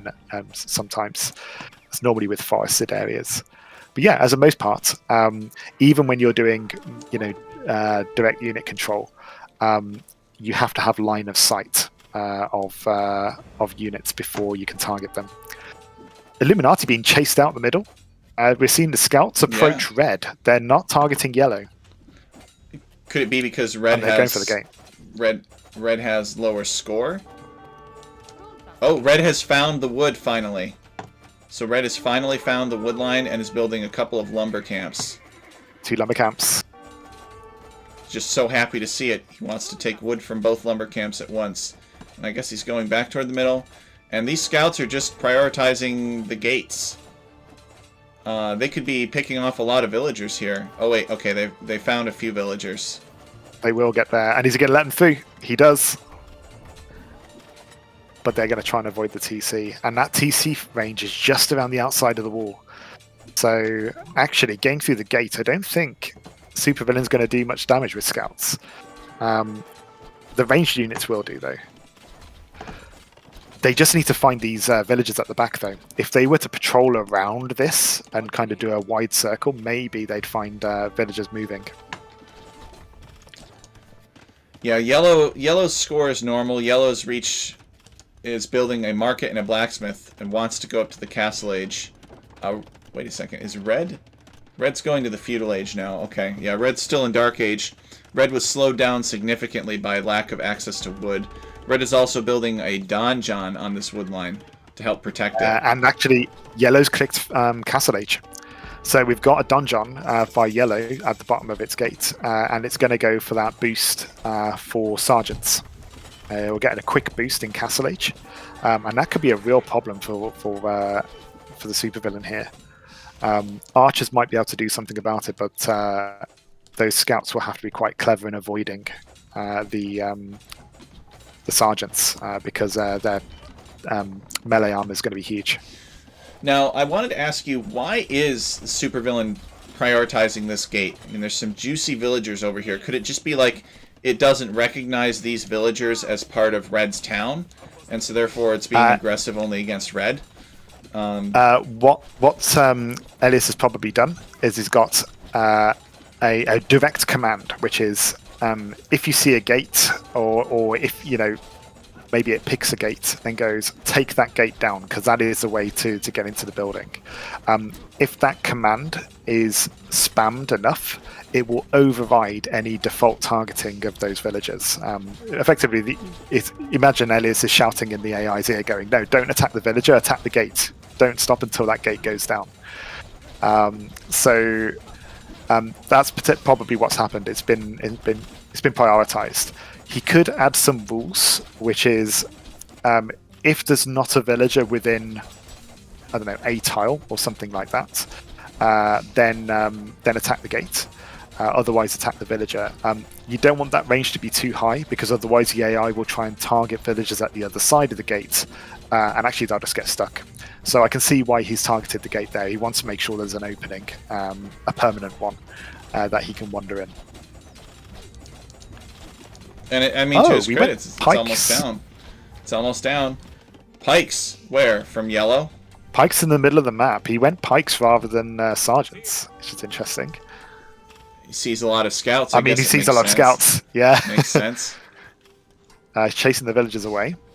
The gate goes down. The skirmishers are wandering in. But again, that TC range is just up at the wall. So if he's doing TC avoidance, he's going to stick around the outside of the walls. He's not going to wander in. I think it needs to be a bit more confidence from Supervillain to go, just creep into the town centre area, just for a little bit, to get us around. Dive it, take some villagers. Well, I guess with the gate down, Illuminati Red is somewhat timid and is not farming regularly or has a bunch of villagers loitering. Every time a villager gets hit by a sling or an arrow, it is keeping him pinned down. Charges. So as he's doing his job here, Green is doing the pin down job that he was made to do. And then the question is, what does Blue do, and how does Blue adapt to Yellow?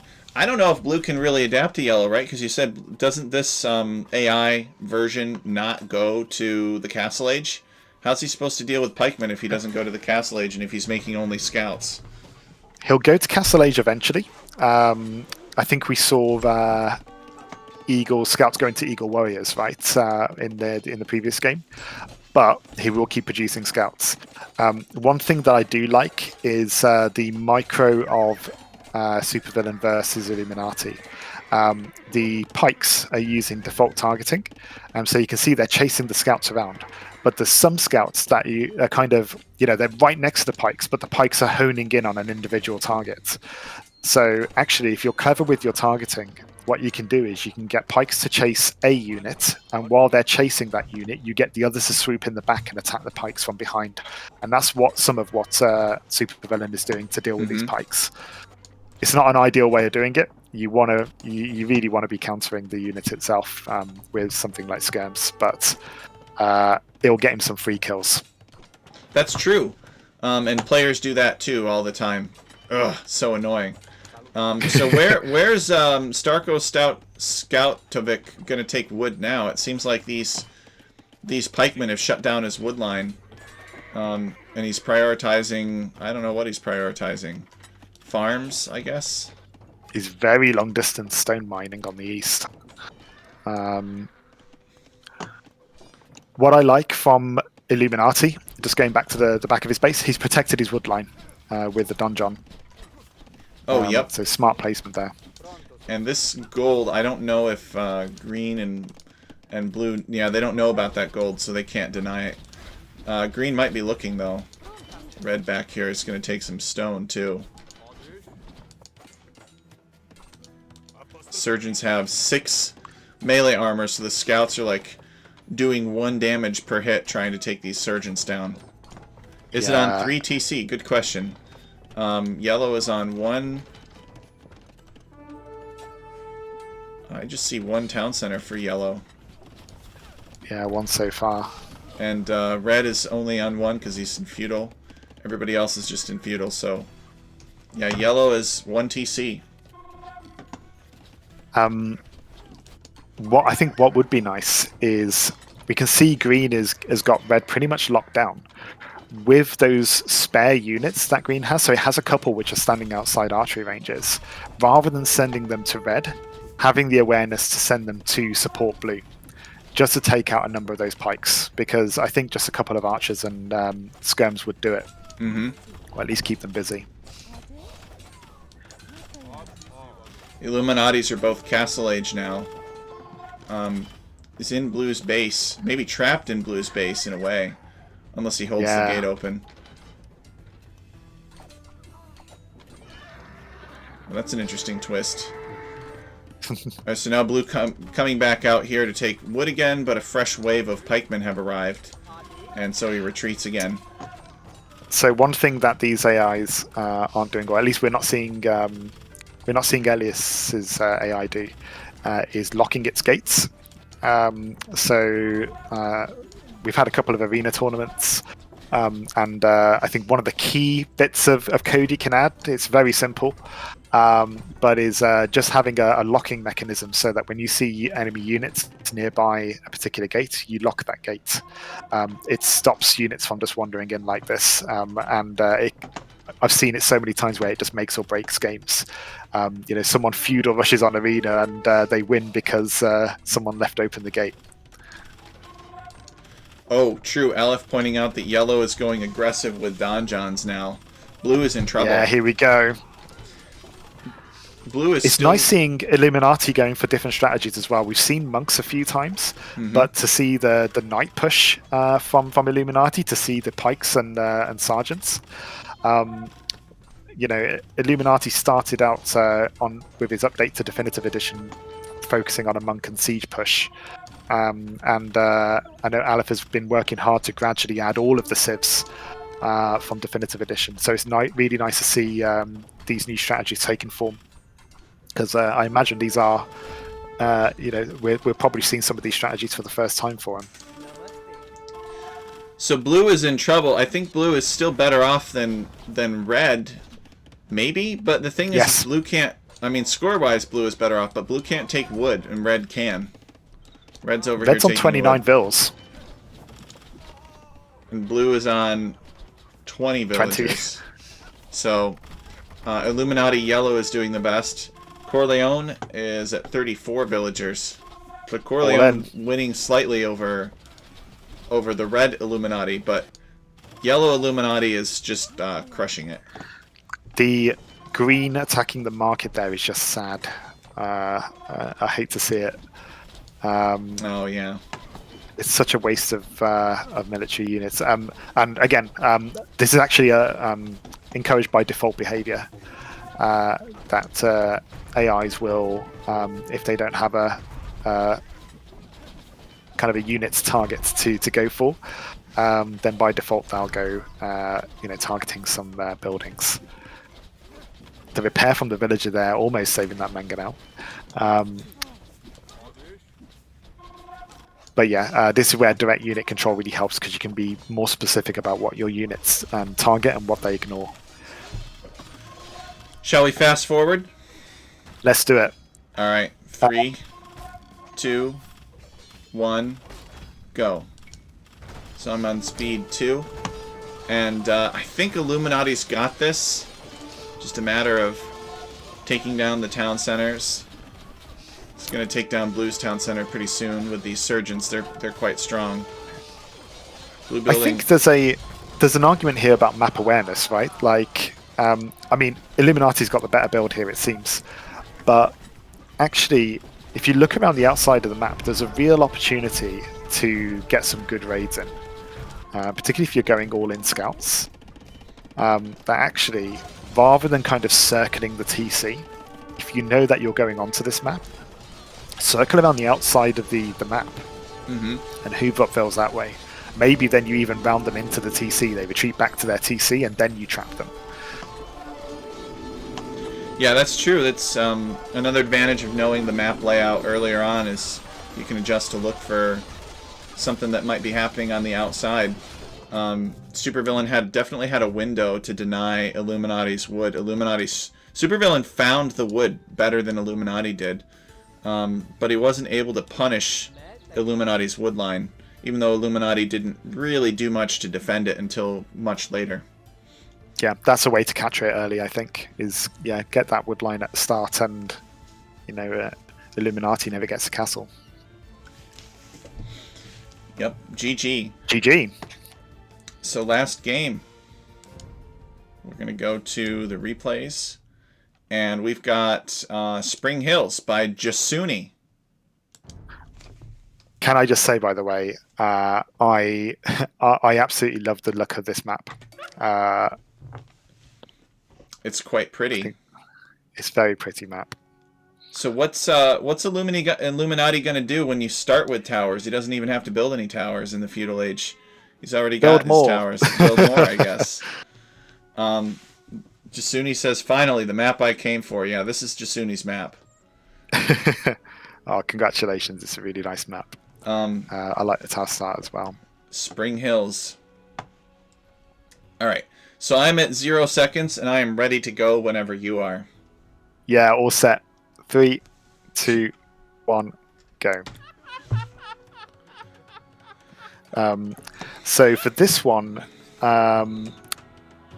this was Aleph's second pick, and he secured 4v4 on this one. And Elias kind of picked the card for it towards the end to make it unique civ pick. So we should find that Illuminati's quite comfortable on this. It's a 4v4 setting. We start off with towers. There are no walls, so that is somewhat helpful. But I have to favour Illuminati on this one.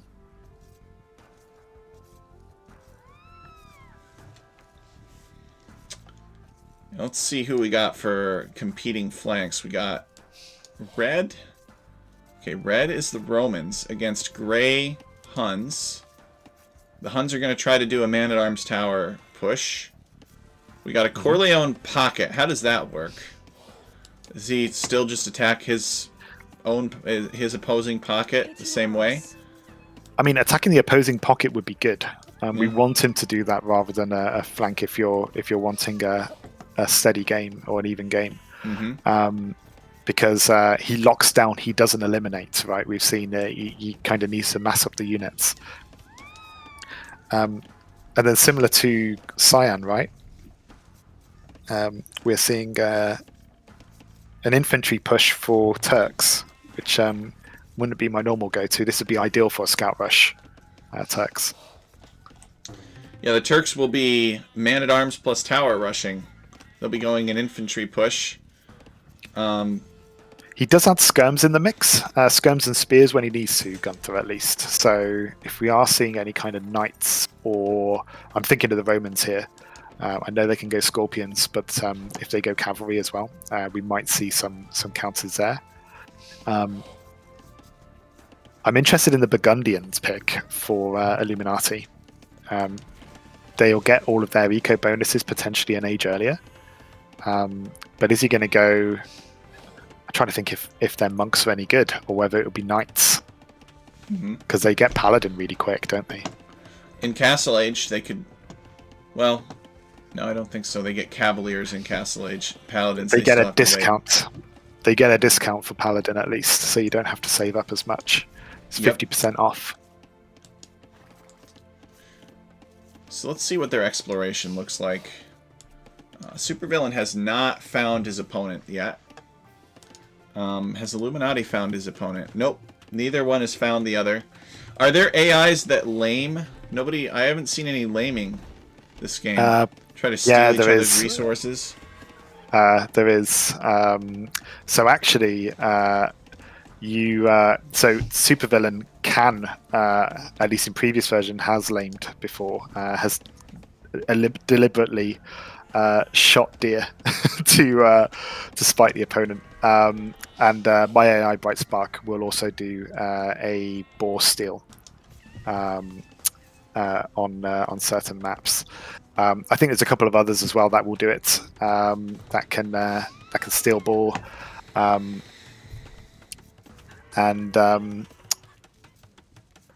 just looking around the map here.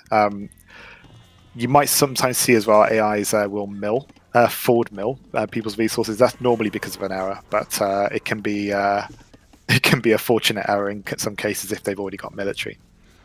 So Elias clarifying that Gunther does not tower rush. The towers are defensive. And Aleph saying Gunther lames chickens. Oh, chickens. Yeah. We see a nice deer push here from Illuminati. I've been seeing Illuminati push deer the entire show match. It's quite nice how it does that. Is that hard to do? Is that like you have to program that directly? Or is it because the standard AI can do that now in DE that, there's like a command for it. You just say push deer. And it just it's manually done. You have to find the deer, calculate where you want the scout to go, and depending on how kind of complex you want to do it, you might then look for obstacles. So some will be quite smart and navigate around obstacles, whereas others, you'll see they try and do it in a straight line, and the deer, might occasionally get stuck on something. But yeah, it's all manually done. So hats off to Aleph for that one. And similar to Supervillian, so Supervillian will do this, and we can actually see this with Cyan. He's actually doing that with men at arms or militia. It got caught on the tower, so the villagers have gone to long distance hunt it. But it is trying to push deer with multiple units at the same time. Nice addition from both. That is quite nice. I wrote this 10 years ago, he says, so it's been a thing for a while. Oh, hang on. I'm getting some kind of robot voice at the moment. Can you hear me okay? Am I coming through all right? Yeah, I can hear you. Are you saying that I'm talking like a robot now? I do that sometimes without noticing. It's just the connection, I think. But you're coming back. So you can leave and rejoin if you want. I'll drag you back into the voice channel if you want. You're back. You're all good. I will. Okay. Excellent. Stay put. So some pretty standard feudal age times from these players. More towers from Illuminati. 2 towers from Illuminati. Oh boy. Gunther's going to have a hard time with all of these towers. There are too many. Okay, he does find a villager. I think that villager was taking some deer, and he's going to get a villager pick off of red. Yeah, very nice. I mean, villager more than one as well. Villager pickoffs for AIs are probably not as big of a deal, because they can't. I don't know. They don't really exploit that damage as much. It's much easier for the AIs to kind of have breathing room and step back and go up to the next stage and that sort of thing. The villagers do fight it off, but that's 2 villagers down. I think it counts, but it's counteracted by the fact that AIs will sometimes overcommit. So any advantage that they would have got, they don't just leave it. They push it until they lose their military. Got that military, you might as well use it for something, right? Yeah. Aleph predicting that the Illuminati will definitely go scorpions here on the flanks. Well, you got Celts and you got Romans, so yeah, probably. That's a good guess. Nice. They're both scorpion civs. That could be. And very we've not seen that interesting. from Illuminati yet, so this will be another new strategy for it. A new trick pulled from the bag. Alright, so what is Gray going to do now? It looks like, okay, he lost some man-at-arms. I don't know if he's going to make more. I don't know how the AI decides I've lost enough units and I need to go up to the next stage now. I guess it probably depends on its scouting information. Oh, he gets another villager pick-off. Very nice. And actually, this tower is not protected by anything, so he could dive the base of it. But instead he's going to walk between these two towers. It's the fact he's doing this as Huns as well, which is interesting. But yeah, he's gained a couple more villager kills here. He's idling as well, so the disadvantage of having so many towers nearby, I guess, is that you can just fill them all with villagers and idle your economy.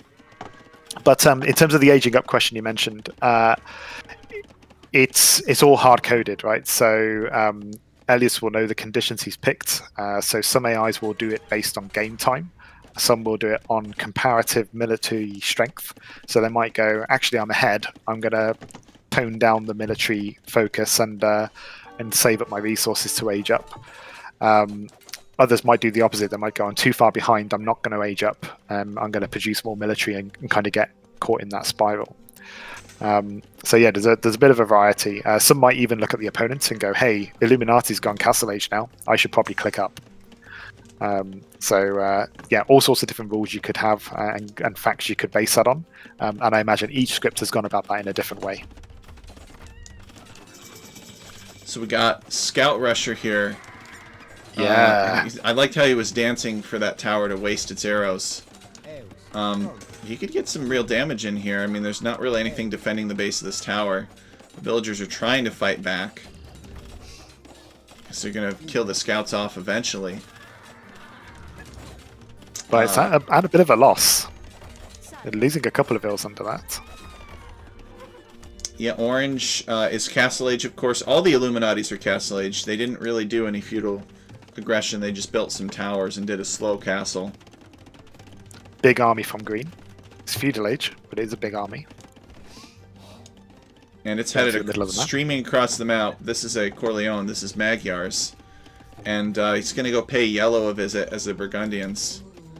Burgundians have Yellow already has monks. He converted a 22 HP spearman. No, 13 HP spearman. And he but could that spearman's going to capture the sheep.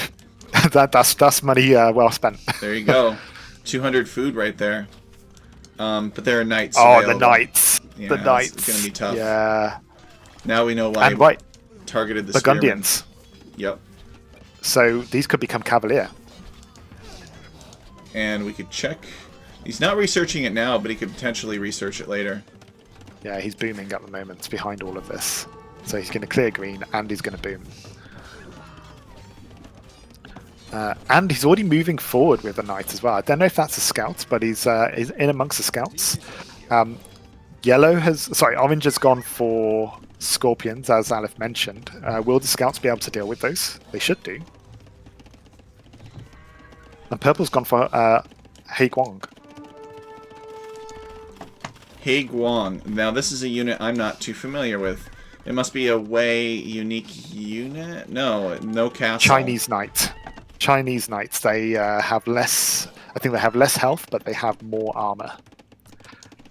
So they're an equivalent of a knight, but I think they just about win against knights in a 1v1. So we got knights and scorpions, a match made in heaven. And we got some scouts, but they're just kind of waiting for Georgians and withdrawing.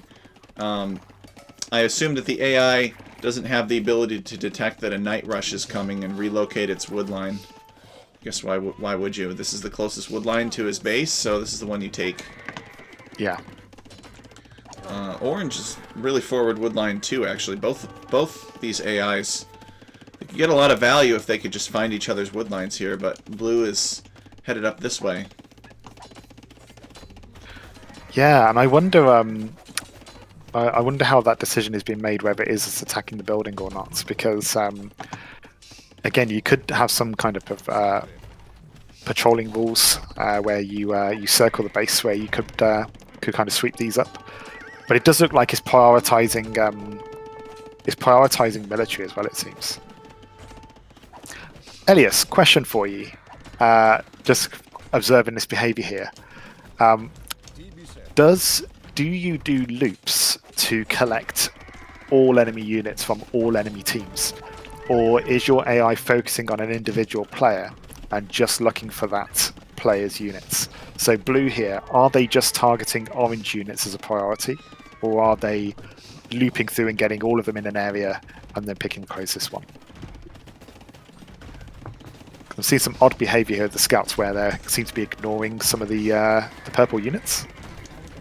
They did chase the lumberjacks mostly off of this forward lumber camp. And there are a lot of them.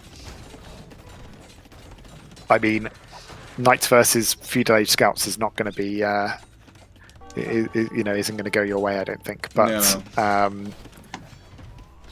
The two Gunthers are Castle Age. Nice to see the Scorpions here from Illuminati. There's not too many of them yet. But it'll be interesting to see if we get a bit of a mass going once they're boomed. We got ourselves a Hunnic castle here. Maybe we'll see some Tarkans.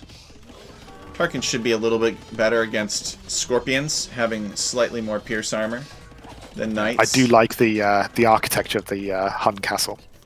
It's very improvised, just like the Huns like it. We've got Cavalier from yellow as well.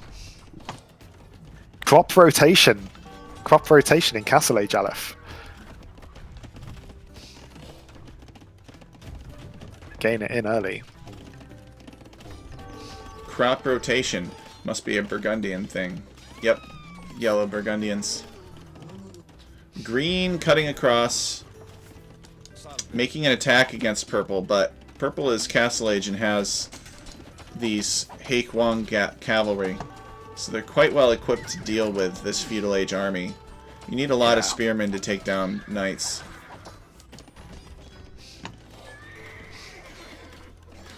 A lot of Roman scorpions here.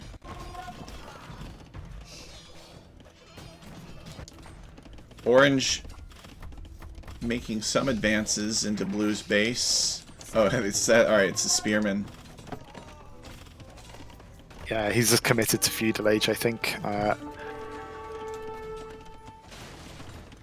But in a 4v4, this is the hardest setting to beat Illuminati. You've got two pockets that you're kind of fighting the engine really to try and target those pockets and prioritize them. So from Illuminati's point of view, he's got two safe AIs that can boom, and the other two just have to hold long enough. Mm-hmm. A Hunnic monk and some Hunnic man-at-arms here. Send him forward to heal. I don't know if the AI does much healing. I haven't seen much healing. Probably no more than usual players. It will. You can deliberately do it. Illuminati's very good at healing. So when monks have done their conversions, they'll be micro to heal each other. So particularly Aztec monks for Illuminati, it can be really hard to take them down. But also, what's quite nice is, like in human games, monks will also heal by default if you leave them to idle. So they'll do that too.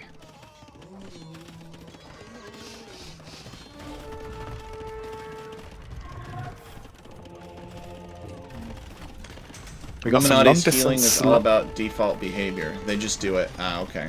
Oh, cool. they just do it very effectively. It seems, or maybe it's just because there's too many of them.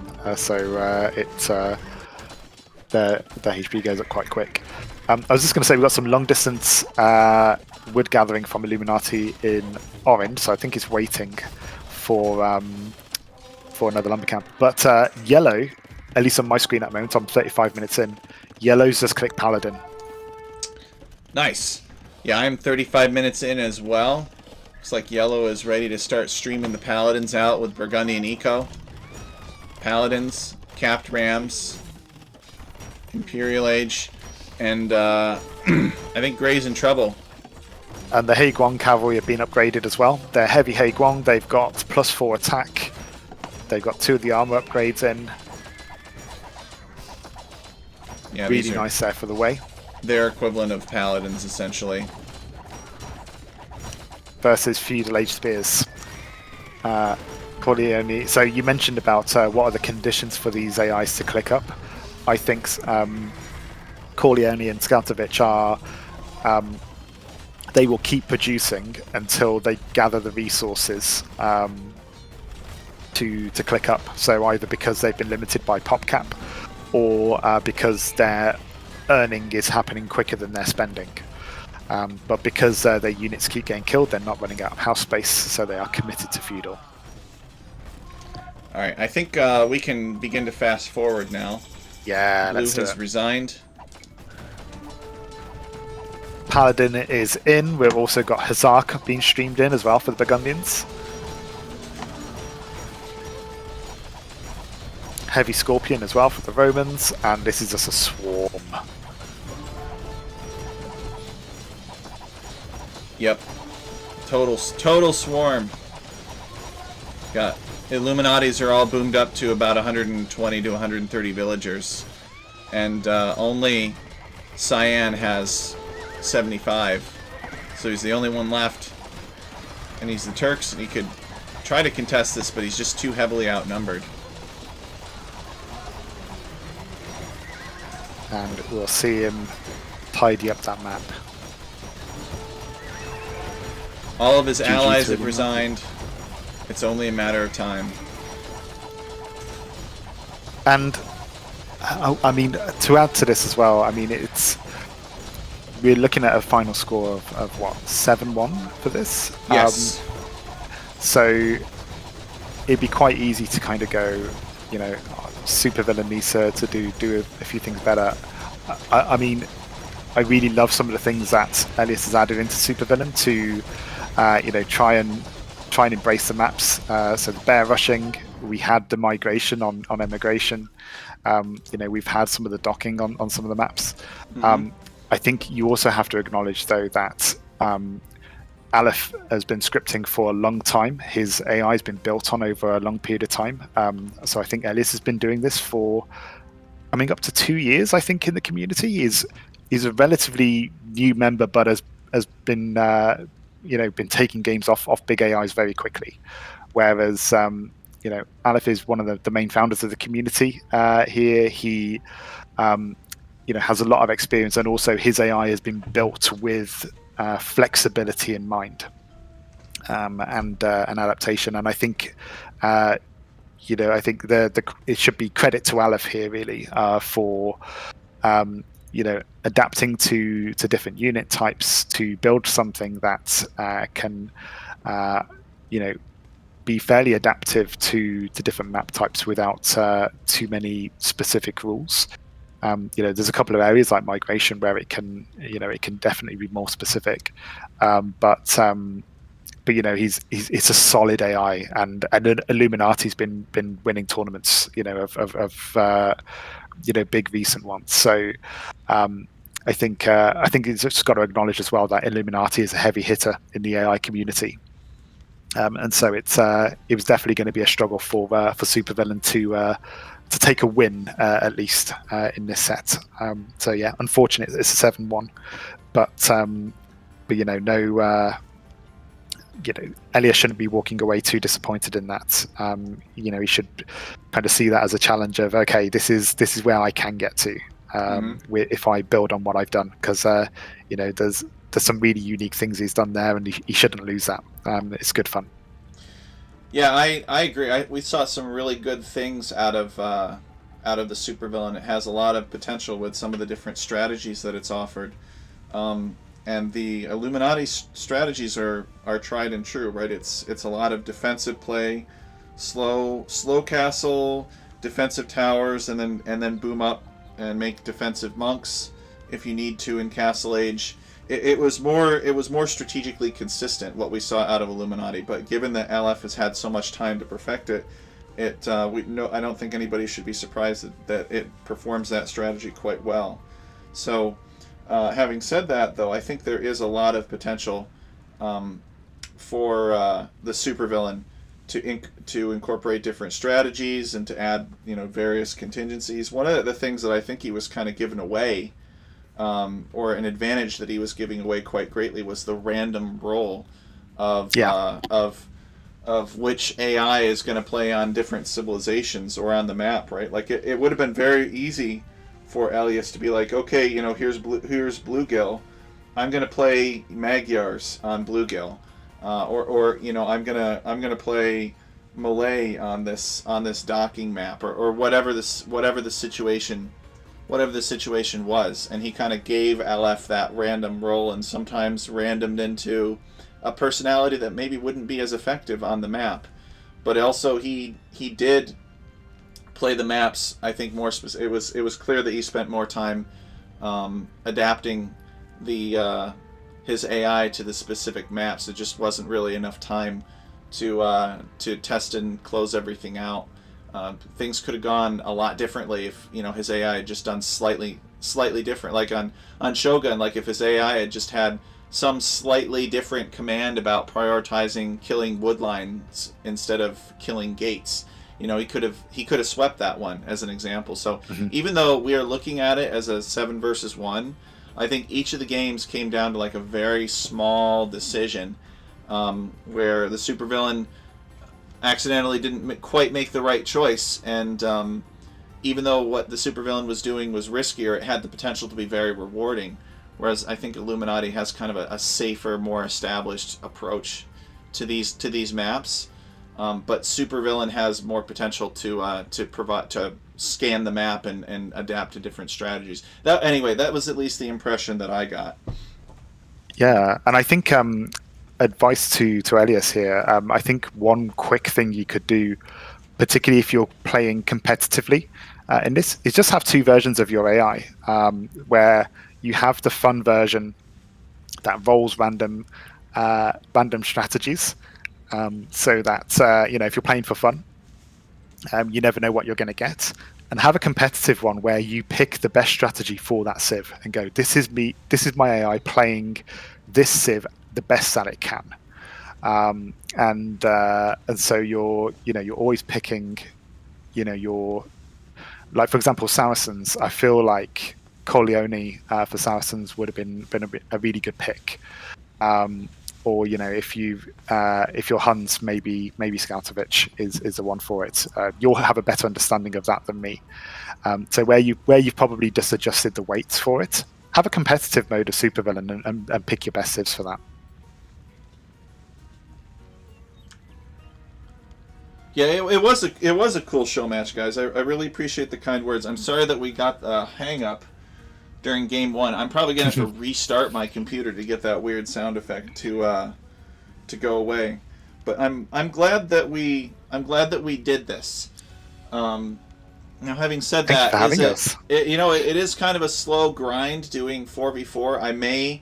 I know it's not in some people's favor, because a lot of people do rely on big maps and a lot of space to be able to build up time to boom and everything like that. But Alchemy League is fundamentally a 1v1 tournament, so we might in the future go for smaller map sizes and tighter configurations, just because we want to see that. We want to encourage people to make a tower rushing personality or a scout rushing personality, and reward them for that.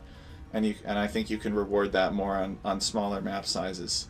Maybe not necessarily. Maybe some people disagree. That's fine. But I really appreciate both of these guys lending their AI to us. We kind of got to see an established AI up against kind of a new AI, and it was very, very interesting. I hope you guys are are able to come up with a way to certify non-cheating AIs, however you guys choose to do that, and enter an Alchemy League, because I think it'd be really great practice for you learning against human players routinely, and it would be good for some of our lower elo guys to get some games in with custom AIs as well. So I really appreciate you, and I think this is a great collaboration.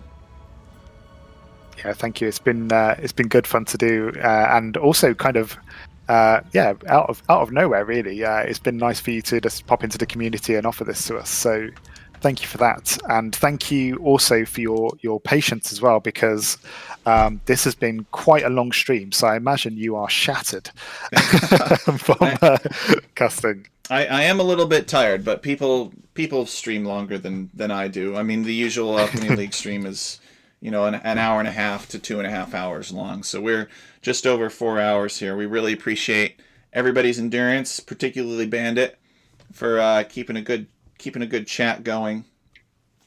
So anybody have any questions for anybody here in chat, or for me, or for anyone before we close out the stream?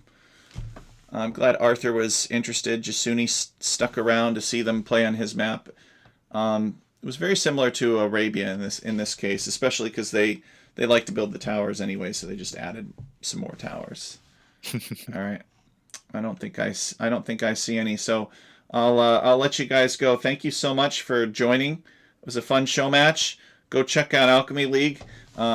You know, the AIs, they didn't have very much time to adapt their strategies to these maps, but you as a player are going to have a little bit more time to look at it and be creative and think about what you want to do. So if these maps look like something that you'd like to play a real human on in a 1v1 setting, please go and check out our league.